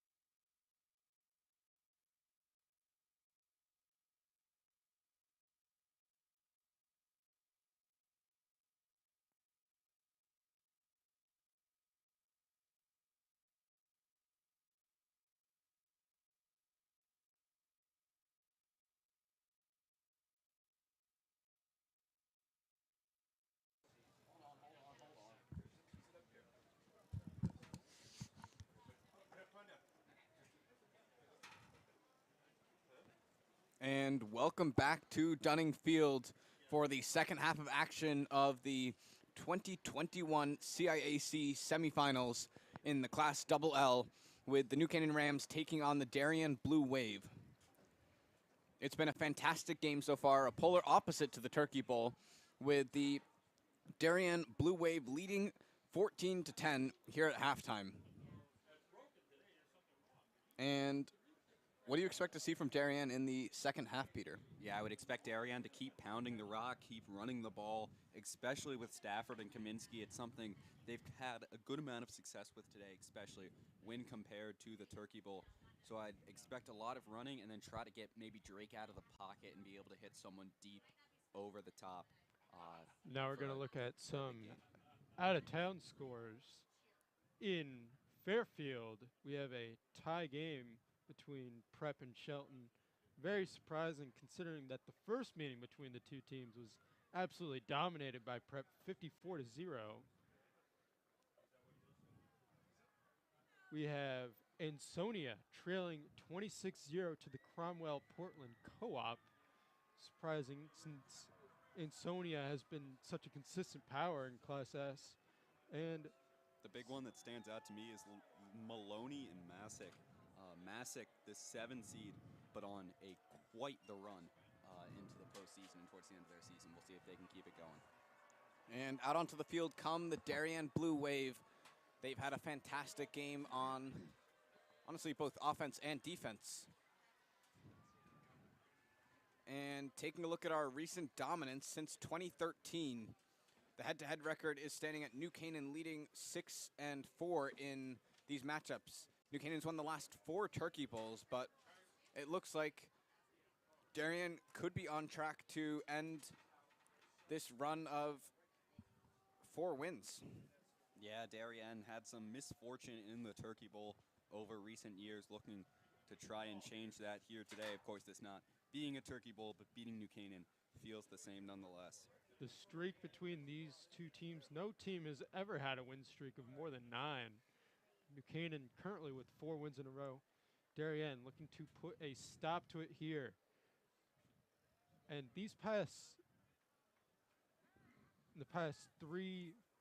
the past 4 seasons of Darien football, they've gone into the state playoffs with only 1 loss, and each of those losses came against the Rams.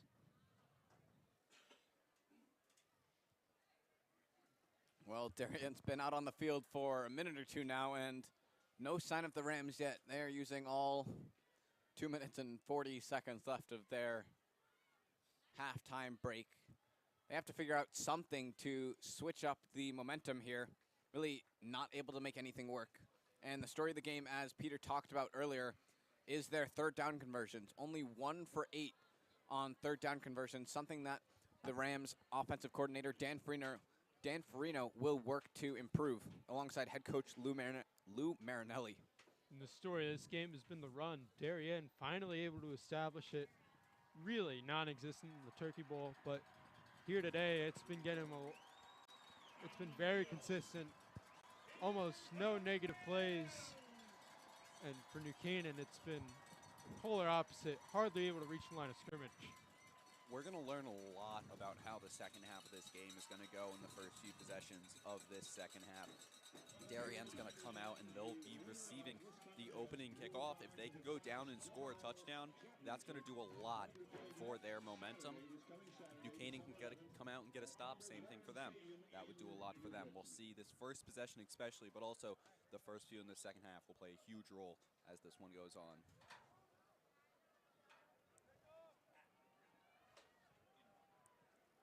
Shout out to all of our production crew here. Our announcer monitor might not be working right now, so might not be able to give you the updated look in on everything, but I hear that there is a shot of our production crew, and really thank you to everyone that's put so much time and effort into this game, both from Darien Athletic Foundation's media program, as well as our NCTV 78 channel. Well, Darien is out on the field, and New Canaan in the huddle. 50 seconds left on the halftime clock. And all too often for the Rams, they've had to deal with a long field, and they really want to get a good kick, good coverage, and hopefully stop Darien in their own territory.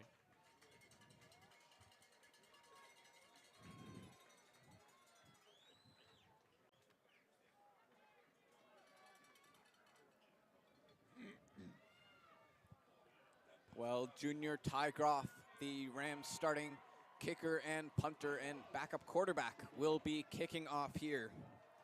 He's had 1 field goal on the game so far and got the point after as well on the Rams' scoring drive. And this punt is going to bounce low for the Darien returner. And that was Jeremiah Stafford on the return. He made it up quite a few yards after the catch there, bringing it up to the 32-yard line. Carter Connors on the stop. And here comes this Blue Wave defense. I expect to see a lot more of the ground game here that was so successful in the first half. Darien back out in that 2-back set with Stafford and Kaminsky, something that worked so well for them in the first half. And this one is going to be handed off to Stafford, who makes his way around the edge, jukes the New Canaan players, and picks up the first down and yards to spare there on the 19-yard rush. And Ty Kaminsky, he's able to set the edge for his teammate out there. He got the block on cornerback Riley Gardner, and Jeremiah Stafford was able to get to the corner. Yeah, Kaminsky a power back within himself, but as he shows there, also able to set blocks to set up his teammate, fellow senior, Jeremiah Stafford.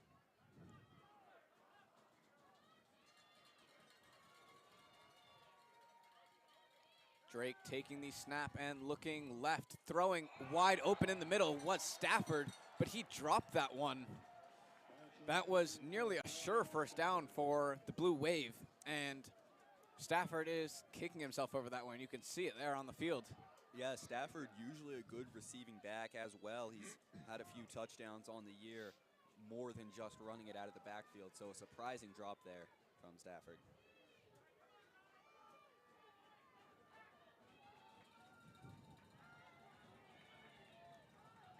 And the handoff to Ty Kaminsky is stopped for only a gain of 1 by a combined effort from number 2, Barrett Schmitz, and Vin Cognetta, number 4, and the senior co-captain.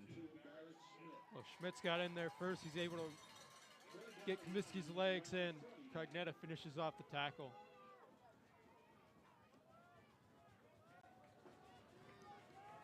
Third and 9 conversion attempt here. I would expect a throw here from the Blue Wave. Nickel look for the Rams, bringing the extra DB.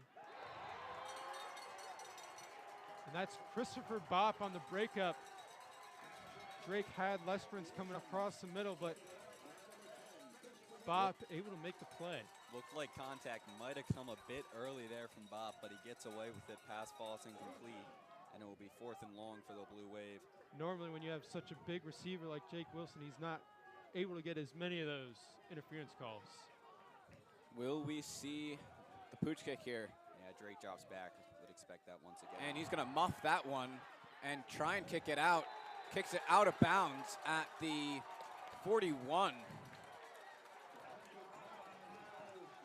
Yeah, less than ideal play there for the Blue Wave as Drake just has to boot it off sideways and able to at least get it over the 50, so New Canaan won't start in plus territory, but either way, not what Darien was going for there. I mean, so many times New Canaan's been, the pooch kick has been effective. It's really the first time today that it hasn't worked that well. I believe it's the first kick from Drake that hasn't given New Canaan a field position within their 20-yard line, so a great opportunity here for the offense to signal a change. Drake had his second punt, or his second attempted pooch punt, which wasn't so great, but he has pinned New Canaan inside the 5 twice. For a non-punter, not bad at all. Hard hit there by Cole Murphy on Vin Cognetta. And that's going to bring up a 2nd and long. Run game still almost non-existent for the Rams. And now they're going to bring out 2 backs like Darien has. And Cunny is going to look to throw. He's scrambling here out of the pocket and going to toss this one up and over the head of Andrew Rechteman, the intended receiver. New Canaan looking to go for Alex Benevento out of the backfield, but Darien all over that, and New Canaan had to improvise. 3rd and 9 here. About to see if New Canaan can show the change. Only a 12.5% success rate on 3rd downs, a staggering statistic. Shirley going to the air once again. And it's going to be 3rd and even longer here, as I would imagine. Yeah, the initial signal New Canaan jumped, which is going to make this even longer.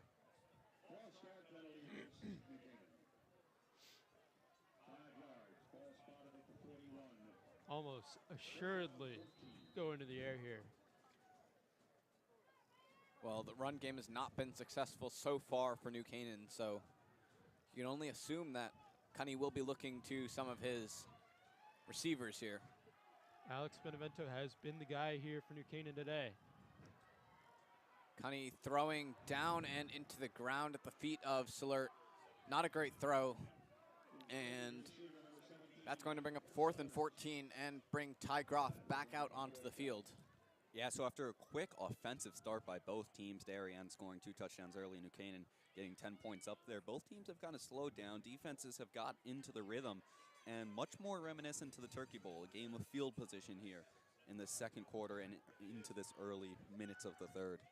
On that 2nd down, Darien did not get the sack, but they got a lot of pressure in there, and Cunny was feeling the pressure. And a couple really fortunate bounces being guarded there by number 29, Griffin Gentner. What was not a great punt by Ty Groff there turned out all right because it got a New Canaan bounce after New Canaan bounce. So Darien going to start deep in their own territory. Punters having massive impacts on this game, even if it is more of an improvised punter in the form of Miles Drake for Darien.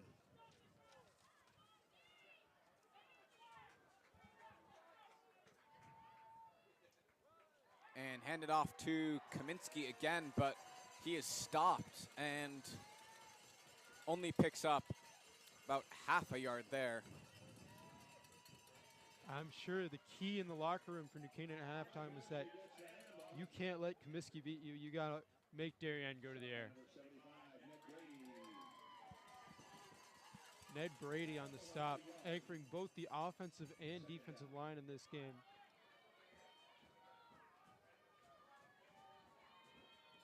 Kaminsky and Stafford lining up. And handed off to Kaminsky again, who picks up a few more yards on this one, and the first down, actually. He makes it up to the 31-yard line. Yeah, it's just, we said it from the top, Kaminsky has to get going for Darien to get going in this game, and compared to the Turkey Bowl, Kaminsky has done just that. So take another look here at his rush there.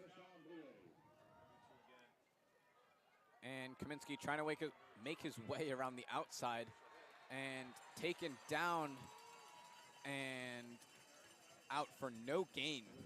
That's one of the most eventful no gains I've seen in a long time. Dylan Murray finally able to bring him down on the edge.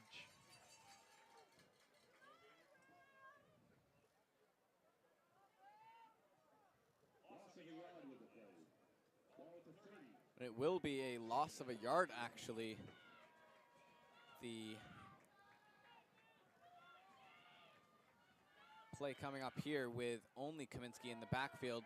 Looks like he's going to be a blocker as Drake is under pressure, and he airs that one up, and it is caught by Darien. Jake Wilson on the reception, the tight end, really held quiet throughout this game so far and in the Turkey Bowl, but huge play there with Drake under pressure. Yeah, just a Darien passing attack that has not been what it has been all year in the two New Canaan games. As you take another look here, Drake able to get out of the pocket, something he's done so well all year, and then just air one out over the top. And a great catch by Jake Wilson there to come down with that one. Really the first big passing play we've seen from the Blue Wave today. Something that has been so big to their offense, thinking back to that St. Joe's game, that Wilton game, even that Newtown game a little. You can't teach size there. Wilson had 50 pounds and 3 inches on Chris Bopp. Those 50-50 balls, Wilson going to come down with it more often than not. Wilson just has been such a big part of this Darien offense all year, and he shows why there. And back on the field here, the rush by Kaminsky being stopped for no gain. I know by all that long, blonde, flowing hair, you can't confuse them, but that actually was Jeremiah Stafford on the carry. My apologies. Drake dropping back here and throwing to the open Matthew Minikis, who looks to juke out Riley Gardner. Wasn't able to, but still picks up the first down within 3 yards of the end zone. Yeah, Minikis getting a reception there that's so big. Back to that Wilson throw, though. That was a 52-yard reception, which is more yards than Darien had through the air in the entire first half. So just a huge play there to set up what is now a 1st and goal from the Darien, or from the New Canaan 4. Double back set once again for the Wave. Handed off to Jeremiah Stafford, who makes his way around the outside for the 3rd time in this game. Touchdown, Blue Wave. There's a flag on the field, but that looks like it might go against New Canaan. It's going to be a holding call, I believe, on the Blue Wave. So Stafford won't get his 3rd touchdown of the game on the board. You take another look here.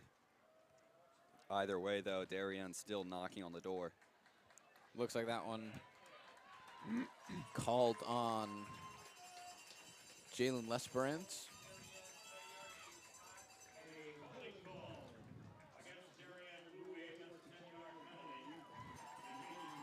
Darien going to get backed up to the 10-yard line here for first and goal once again. I'm sure Darien, they're willing to use all 4 downs here. And Jeremiah Stafford gets the flick. He reverses it all the way around the edge and looked like he stepped on someone's face. There's 3 flags out on the field here. Waiting for the official call. Either way, a wonderful play by Jeremiah Stafford to turn what was a broken option pitch, reverse back across the field, and just make something out of what looked like was going to be a big loss for the Blue Wave. New Canaan had him dead to rights, but he's able to turn on the burners and get to the edge. Looks like it will be negated, though. We'll see what the penalties are.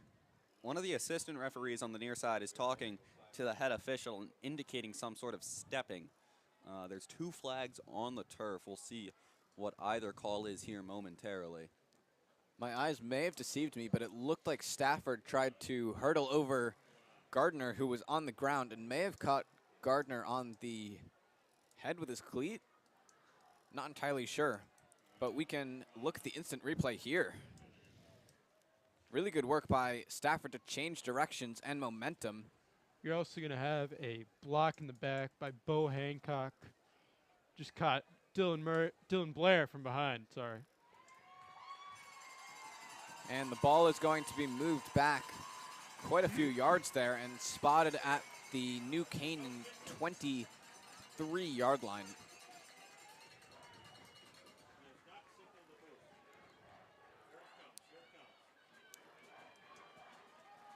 And the referee's signal will be coming here. Still first down. Personal foul for a block in the back. It's Bo Hancock, the guilty party. So the Wave getting moved back once again. They're out to about the 23 or 24-yard line thing. The one thing going for them, both of those penalty plays get negated. So it's still first down, first and goal from the 23. They're bringing out trips inside to the left. Drake looking in the air with eons of time and space, and that ball nearly intercepted. Looked like that one was going to be sailing right into the open arms of Jalen Lesperance, but Dylan Murray turning on the burners and getting there just in time. Drake was under pressure. He just kind of threw it up to Lesperance, thinking he had all the time in the world. Murray said not so fast. Just ran in there and broke off the play. Great hustle play there by Dylan Murphy. For the Rams, we have an injured Barrett Schmitz on the sideline. Not something you want to see if you're them. Grabbing his right hand.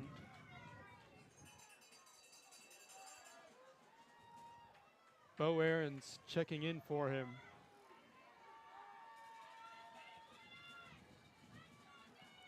Minikis on the far side in single coverage without a safety. I'd watch that. And Drake with time in space.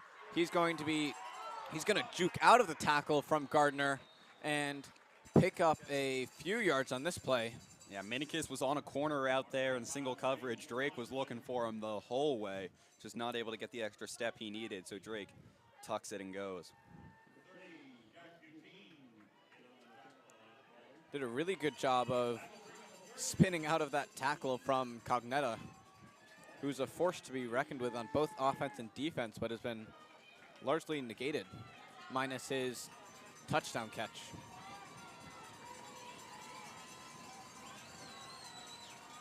And the short throw over to Kaminsky as he is brought down by Gardner.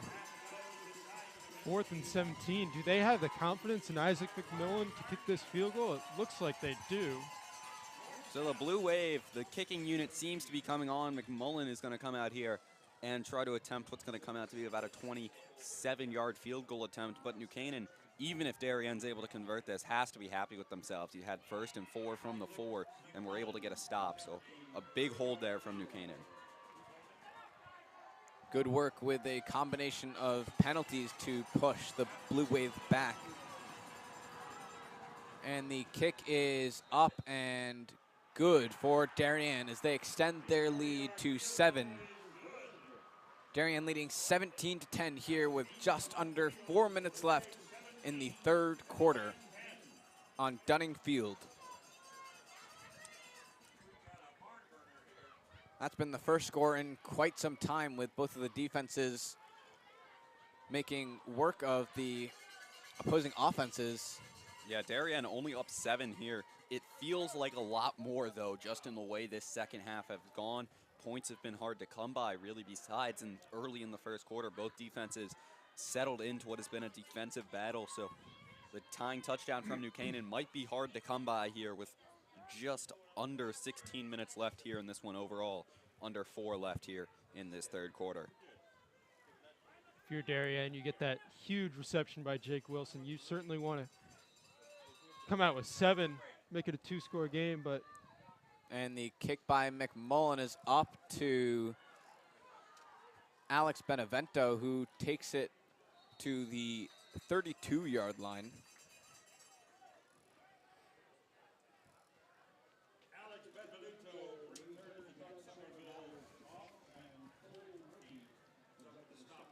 Benevento, one of the only sophomores on the New Canaan Rams football team, a roster full with over 90 players. Tell you here, I got my call charts out in front of me, and New Canaan's got an extra page on each one compared to Darien. Just a huge roster here for the Rams.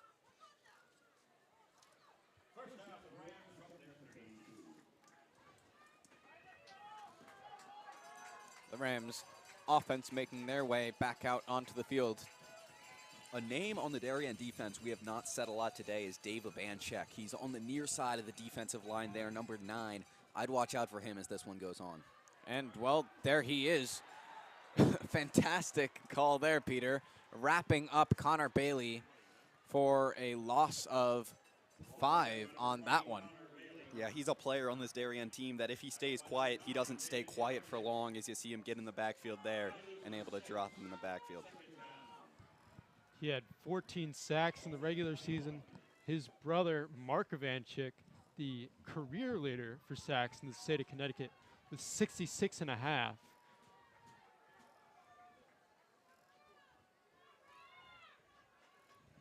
Cunny with Cognetta in the backfield.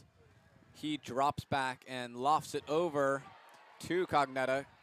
And Cognetta picks up a few yards, but only brings it back to the original line of scrimmage for a 3rd and 10 attempt coming up. Ivanchek once again able to get in there and bring down Cognetta to set up this 3rd and 10. You see it on your screen, the heavy favorites, Fairfield Prep, starting to run away with that game against Shelton, 24-3 now as they enter that 3rd quarter. That was tied up at 3 going into halftime. Surprising to see how quickly Prep's been able to take care of.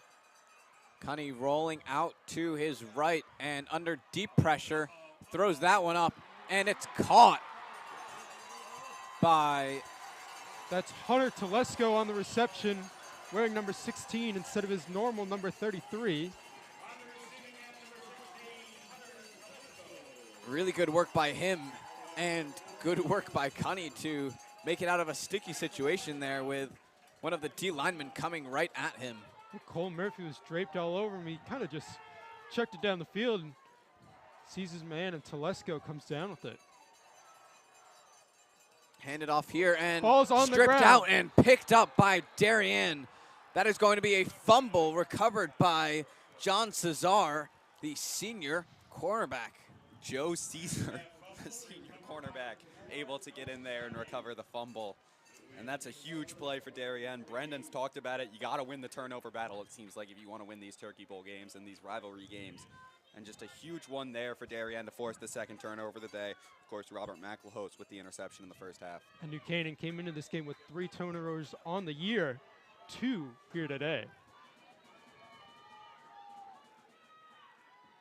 And Drake Minikis was signaling, why am I not getting the ball? Minikis gets the ball, and he picks up 7 yards there on the screen. Ryan Wernerberg was in coverage, and when the pocket collapsed, he went after Drake, leaving Minikis open.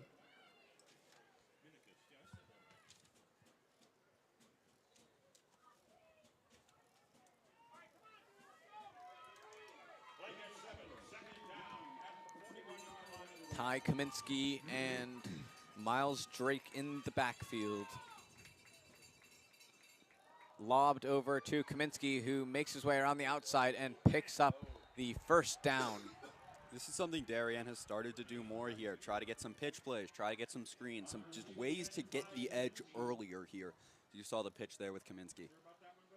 And it's been working. Both of their touchdowns did come from Jeremiah Stafford beating the New Canaan defense around the edge, and Ty Kaminsky has made work of these plays as well.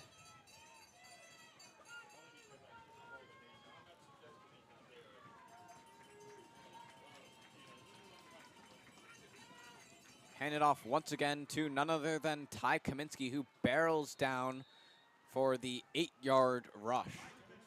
Second and short here, no better down to take a shot.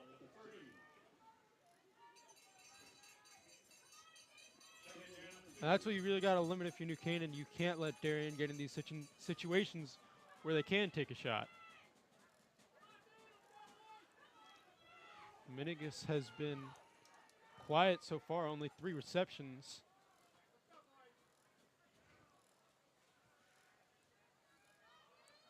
And Kaminsky taking it once again and finding the first down. You mentioned it, Brendan. Minikis has had a quiet day on that far side. New Canaan has started shading a safety over there. They leave Minikis in single coverage, but they have some safety help, which really helps shut down Minikis. They did a very similar thing in the Turkey Bowl.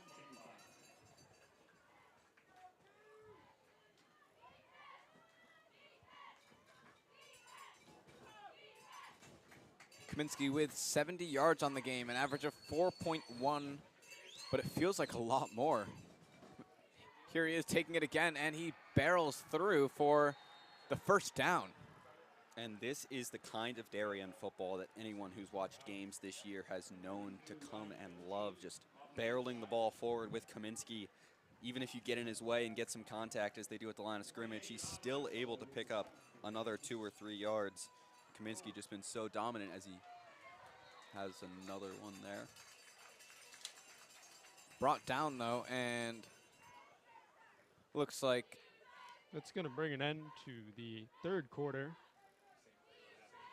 Darien not in too much of a hurry, and New Canaan holding up the 4s. They know it's game time. Stick around to see how this one turns out. Darien clinging on to that 7-point lead, 17-10 here, headed into the fourth. It's going to be a good one as we finish. Points have been hard to come by since that first quarter and the 2 opening drives where Darien scored both of their touchdowns. Just the 1 field goal since for the Blue Wave. It's enough to give them the lead, though, as they take a lead 17-10 headed into this fourth quarter. And Matthew Minikis is getting stretched out over on the other side of the field. He seemed to be a little banged up on a reception earlier on the drive, and getting stretched out here on the sideline. New Canaan bringing in a bit of a heavier set here with A.J. Bell and Luke Thomas, as well as Javi Perez Soto checking in for that front 7.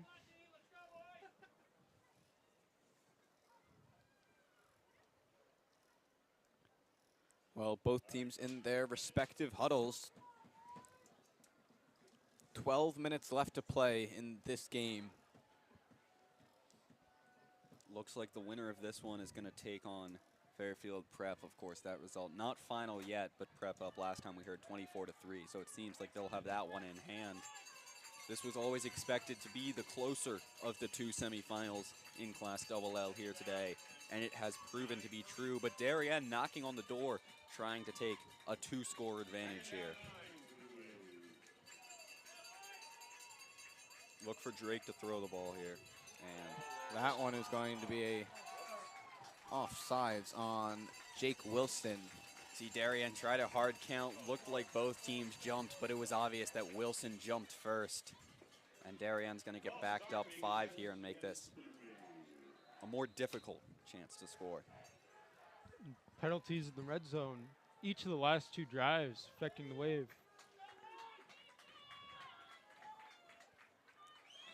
Single back set with Kaminsky. Drake has done a lot of throwing out of this set. And Drake is going to scramble and throw it to the feet of Kaminsky, who cannot bring that one in. And he pounds the ground in frustration. Yeah, uncharacteristic low throw there, a complete miss by Drake. I mean, he has been nursing an injury. He wasn't in full practice headed into the Turkey Bowl. Maybe that has an effect on it. Maybe it's just an anomaly from Drake there. I think that he might have just thrown that one away. Brady and Perez Soto were both in the backfield on that play, but throwing it at the feet of Kaminsky, limiting any losses. Nickel look here for the Rams. And Stafford with the ball, trying to make his way around the outside and pushed out of bounds by Dylan Murray. A sign of respect as they talk to each other.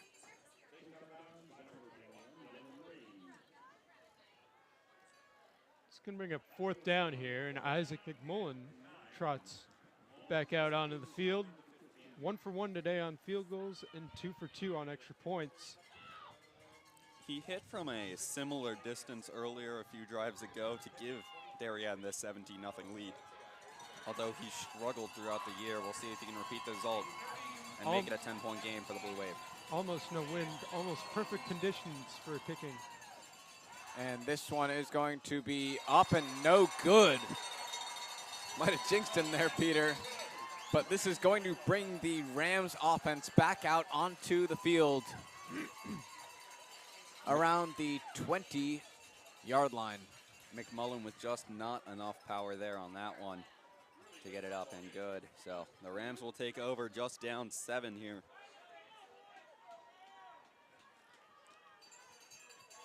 An extra 3 points on the scoreboard would have made it a 2-score game for New Canaan and could have had catastrophic consequences for them. It's a big spot here for the New Canaan offense, a team that just has 17 rushing yards total on the day and just 112 through the air. So Darien has been winning the yardage battle all day, and just recently the New Canaan offense not able to get a lot going. Well, they only just picked up 1 more rushing yard there, courtesy of Vin Cognetta. Still not enough. 2nd and 9 coming up. I think that if New Canaan wants to get back on the board once again, they got to win one-on-ones with these Darien corners. It seems like the run game's almost non-existent, and well, comparing the two, Vin Cognetta with 1.8 average yards per play. That throw too wide of Jack McPhillips, and going to bring up 3rd and 9.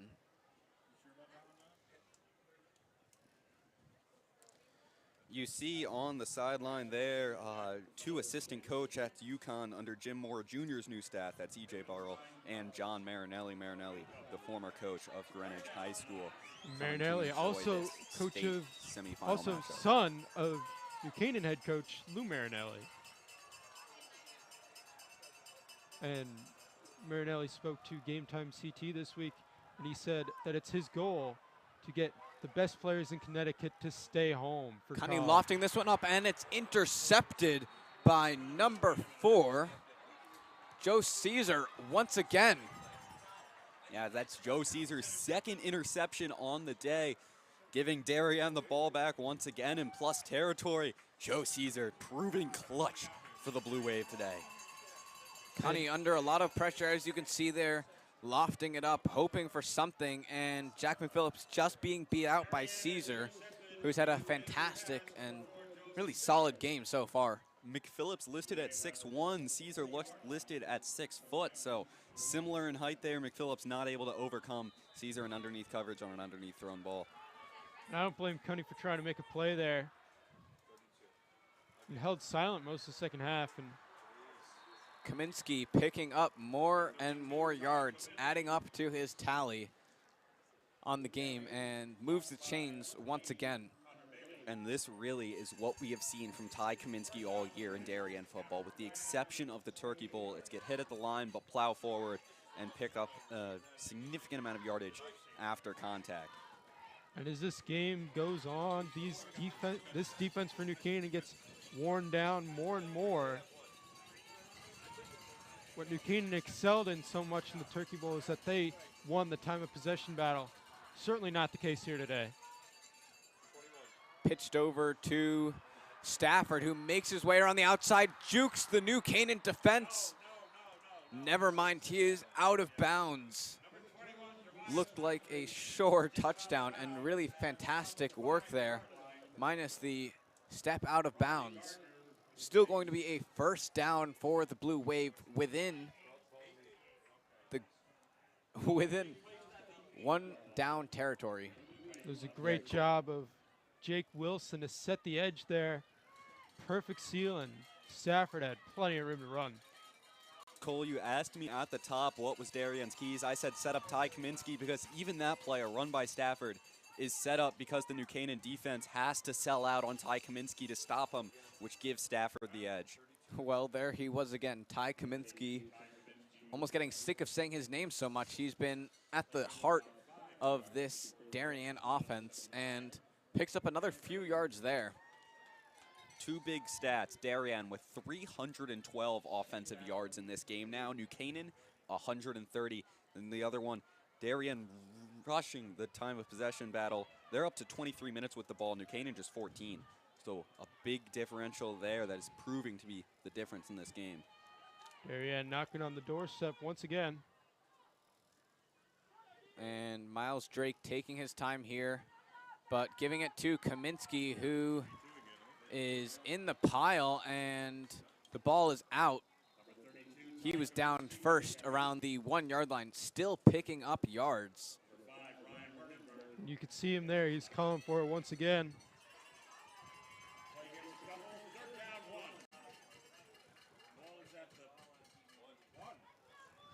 Look for Darien to give this ball to Kaminsky and Stafford and just try to punch it in right up the gut. Maybe they try something to find the edge, but in all likelihood, I think this ball just gets right into the hands of Ty Kaminsky. Absolutely. He's been the driving force behind this possession for the Wave, and he certainly wants to cap it off himself. And hand it off to Kaminsky as he jumps over the pile, and touchdown Blue Wave. Takes their score up to 23-10. The Blue Wave on top. And that's a big one, pending the extra point, trying to make this a two touchdown lead for the Blue Wave. Just over 8 minutes left here in the fourth quarter. That would be quite the comeback for New Canaan.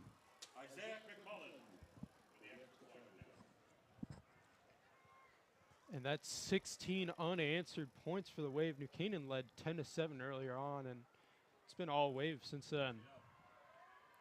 Been an impressive offensive display from them, picking up yards slow and steady, but making it. And the kick is up and emphatically good from McMullen. This game is now a full 2-score game. New Canaan trailing 24-10.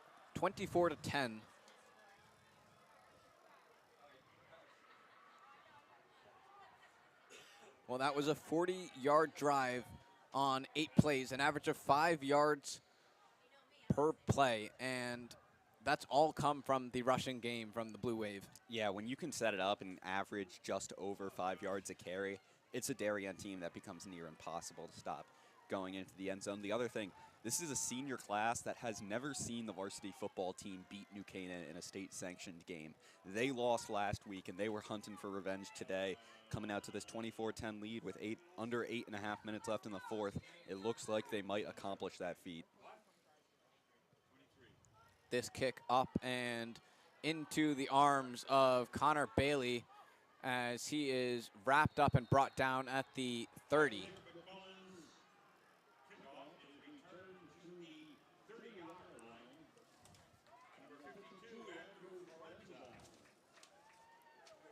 Well, Brendan, if you were in that huddle right now, what do you think is the New Canaan play here?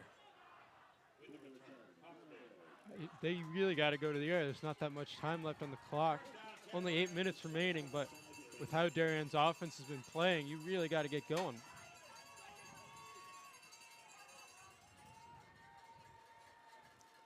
Here is Cunny. Cognetta stepping into a wide receiver position. No one else in the backfield. And Cunny with pressure, lofts it up, but it is caught by Hunter Telesco for a first down and a gain of 19. It looked like Caesar was chasing his third interception of the game there, but Telesco able to come sliding in and make that completion.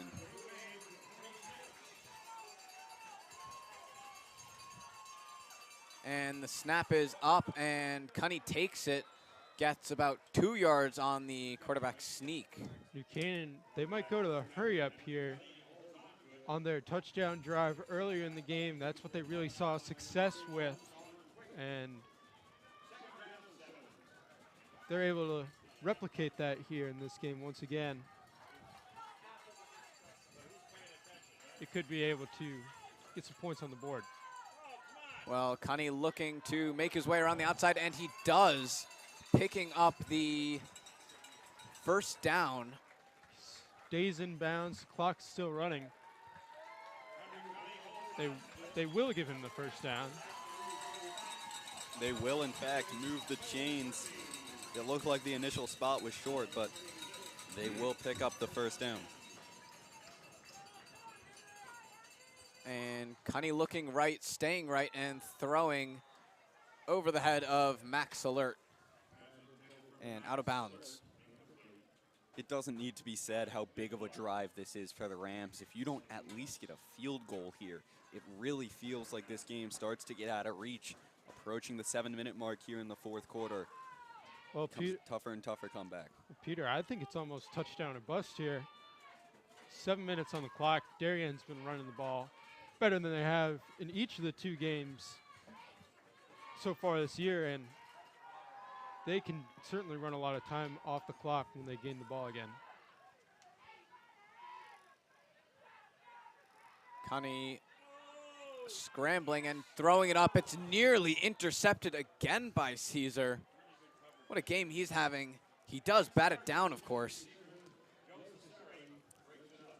Joe Caesar is a name who is not a name we've called that much this year, especially compared to Alec Medwar, but Caesar having quite the day today. 2 interceptions and almost a third twice on this drive. New Canaan 2 and 12 on third downs. It's been a story of failure tonight. I hate to say it. On those third downs. And that one is intercepted by Caesar. Third interception for him. And the 4th turnover on the night for New Canaan. Joe Caesar came into this game with 4 interceptions on the year, adding 3 to that total today. And just a huge play by the Blue Wave here that might act as the dagger in this one.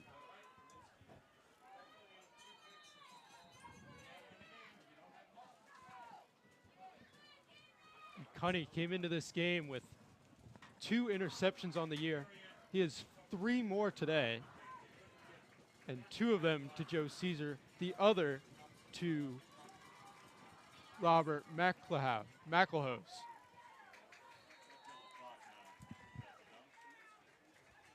And this ball will be stopped for a gain of only 2 on the rush.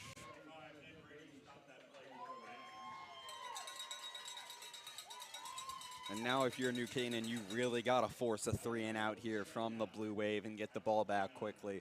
You don't have time to let Darien go on a long drive, even if it didn't end in points. Just not enough time left on the clock. At some point, you got to think, when does Coach Lou Marinelli start calling timeouts? It's a little early. There still is over 6 minutes to start burning through your timeouts. But especially if they get the ball back and the Blue Wave come back with it, I would think on that drive. Well, that's not going to help the New Canaan team here. Ty Kaminsky picking up yards again.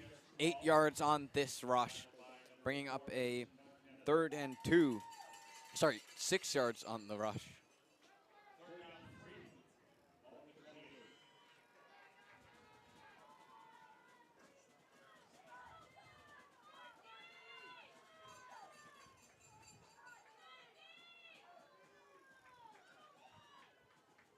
Darien got to think they're just going to run down the play clock as far as they can here, try to milk as much time as possible off this one.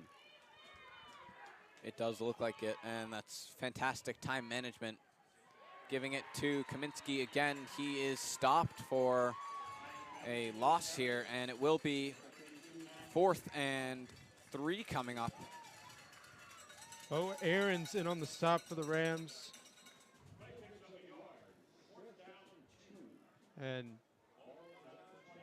Darien goes for it, and they convert here. That likely puts an end to it.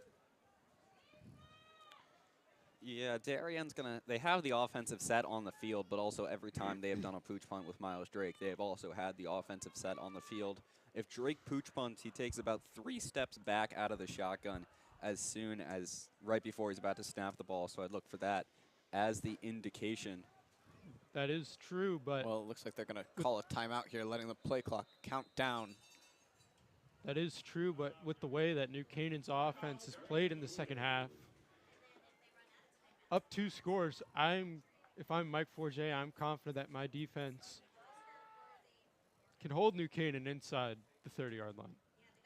Yeah, I just feel like that's way too much of a risk to take. If you pick up the first down, that would probably just about do it. But also giving New Canaan the ball inside their own 30-yard line is a great way to invite New Canaan back into this game. I would expect Mike Forget to just have the ball booted away, try to flip the field. But there is a reason I'm in the booth and not on the field, so we'll see what happens. You are right, Peter. It is certainly a much safer play to punt. But as being the Madden head coach that I am, I'm much more inclined to go for it every time.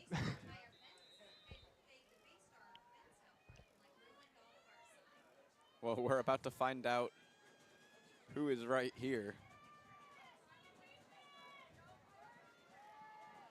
Miles Drake in the pocket with Kaminsky, and that was an effort by Drake just to get someone on New Canaan to jump and give him the first down, and he will boot this one away.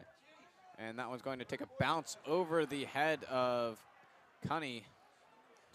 Bailey.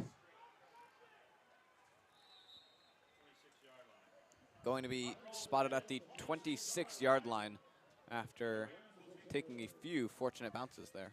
Yeah, Darien very fortunate that ball jumped over the head of the New Canaan receiver and not directly into his chest. So that probably just saved them 5-10 yards. And even a little bit of time letting the ball roll.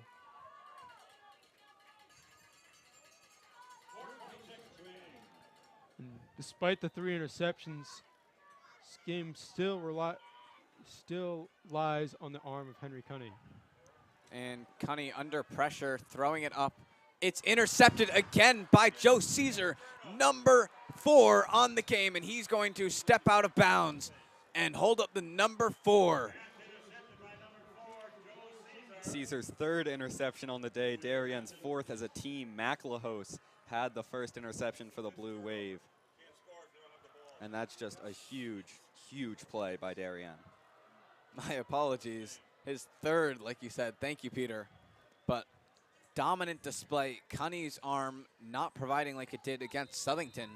He had one of his best passing games all year in the quarterfinals, and this semifinal has been a stark contrast to that. Yeah, Brendan mentioned at the top, the turnover battle is what decides a lot of these games, and Darien resoundingly winning that battle today. We saw in the Turkey Bowl, Darien committed 4 turnovers, New Canaan committed 0, and New Canaan came out with a slight victory. The opposite is true today. Darien has committed 1 turnover, New Canaan committed 5, and they're up 2 scores here late in the 4th quarter.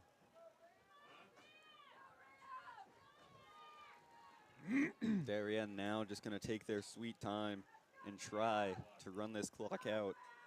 Joe Caesar's 3rd interception, not just of the game, of this quarter in the 4th quarter, all 3 coming here.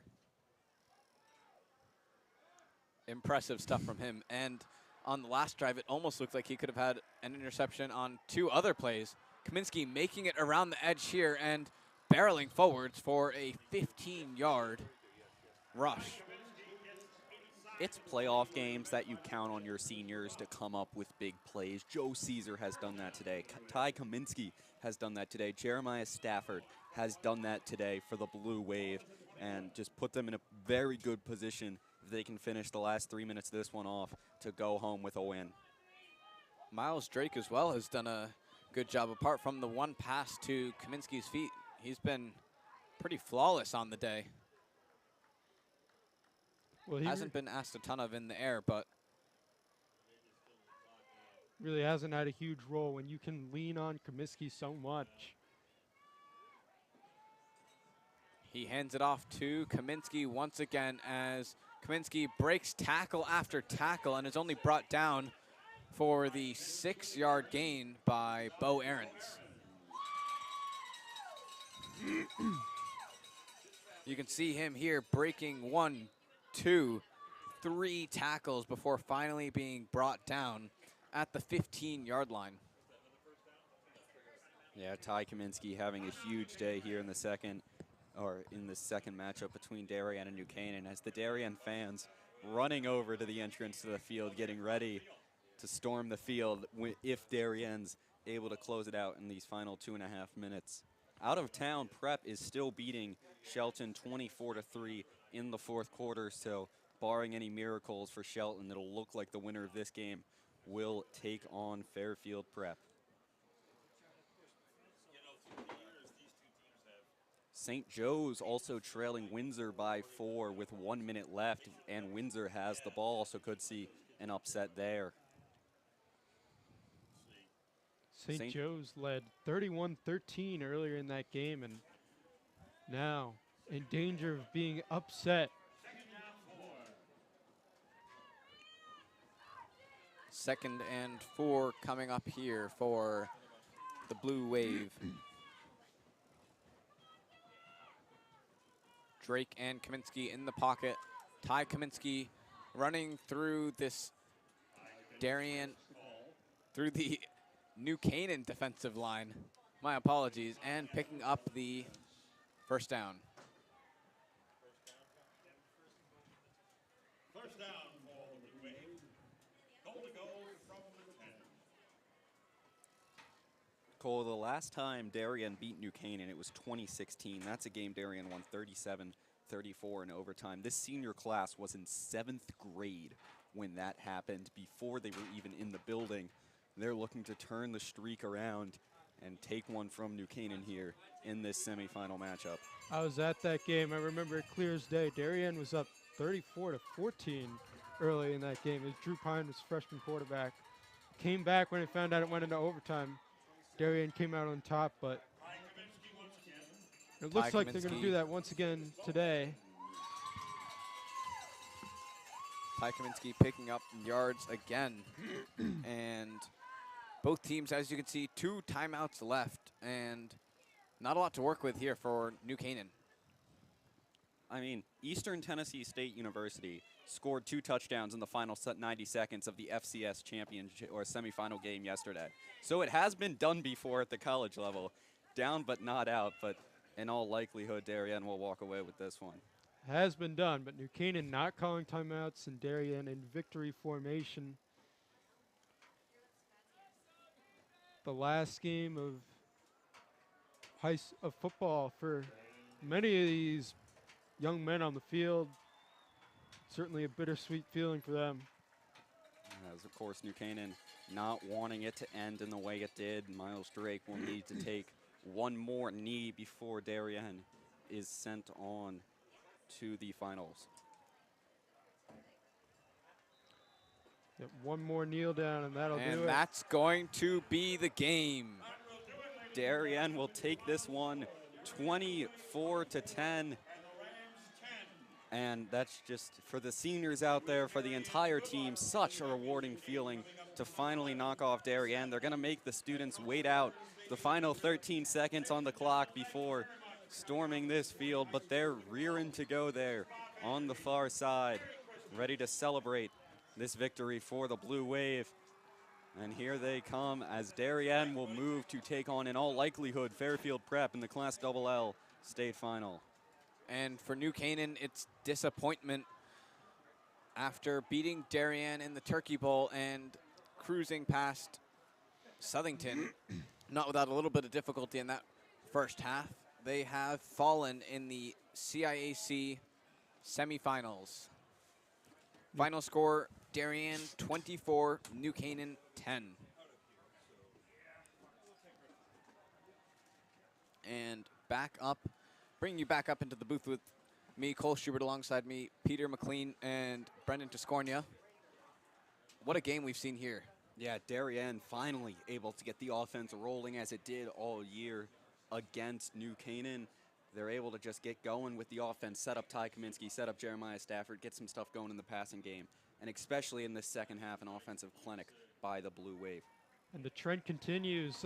As Peter mentioned, when these two teams have met in the playoffs, the team that won the Turkey Bowl was 1-3, now 1-4. And just being able to see what you did wrong in that first game really gives you an opportunity. It also gives you the chip on the shoulder, and Darien able to take advantage of the second meeting between these two teams as they go on to play in the state championship game next Saturday, likely at Trumbull High School. Really good work by both the Darien offense and defense. But before we go, we do have some second half highlights for you to check out. This is the long throw to Jake Wilson. Set up that field goal by McMullins in the third quarter.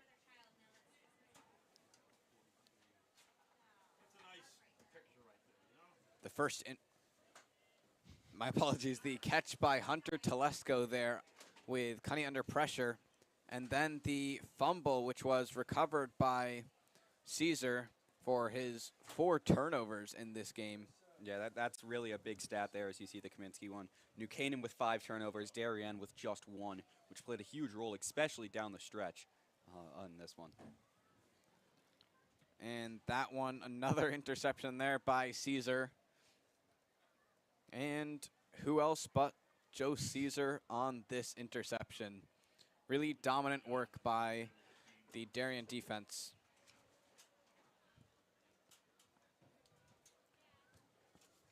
Well, before we go, we'd like to extend a very, very large thank you to our senior producer and technical director, Emily Fox. On audio, we had Nick Muhammad. We had Braden Schenk, who did all of our graphics. Really fantastic work from him, as well as Maggie Murphy, Sydney Sibilia, and Jason Bellingham on cameras. Thank you to Michael Marison for his work on replay, and to Armand Ileshi and Tommy Fox for their work as well. And thank you for joining me as well in the booth, Peter and Brendan. It's been a really fun game. Especially thank you to the NCTV advisor, Roman Sobolski, as well as the DAF advisor, Damian Andrew. It's been a pleasure to work on yet another joint broadcast, and hopefully in the coming winter and spring seasons, we will see some more. Well, we will be signing off shortly, but first we would like to thank all of the sponsors, and without them, we really couldn't do what we do. This game is sponsored by our NC Rams All Sports Booster Club Platinum and Gold sponsors. I'd like to thank our Platinum sponsor, Walter Stewart's. Walter Stewart's Market has supported NC Rams athletics in the entire New Canaan community for years. Walter Stewart's is your fresh local market. I'd like to thank our Platinum sponsors, Melissa Rambuya and Kristen Harrow, the premier real estate partnership in Fairfield County for all your real estate needs. I'd like to thank our Platinum sponsors and NCHS alumni, as well as our play-by-plays uncles, Leo and Steve Carl of Car Chevrolet, who have been proud supporters of local athletic programs for generations. Their dealership has been serving Fairfield County since 1927, and their team is ready to assist with all of your automotive needs. We'd like to thank our platinum sponsor, William Fessler Family Dentistry, the dental office for your entire family's dental needs. At William Fessler Family Dentistry, smile, you're in good hands. We'd also like to thank our gold sponsors. Renaissance Partners is a family-owned and New Canaan-based residential building and remodeling company serving all of Fairfield County. Thank you to our gold sponsor, Performance Optimal Health. With advanced level professionals and a team approach to healthcare, their mission is to empower athletes and their families to live better. They offer their congratulations to all teams competing this season. Again, a big thank you to all our sponsors. NC Rams All Sports Booster Club supports all New Canaan High School athletics. Go Rams. Well, it's the final here from Dunning Field. The Blue Wave marching on to the CIAC Class LL State Championship game, winning this one against the New Canaan Rams 24-10. Thank you all for tuning in, and have a great rest of your Sunday.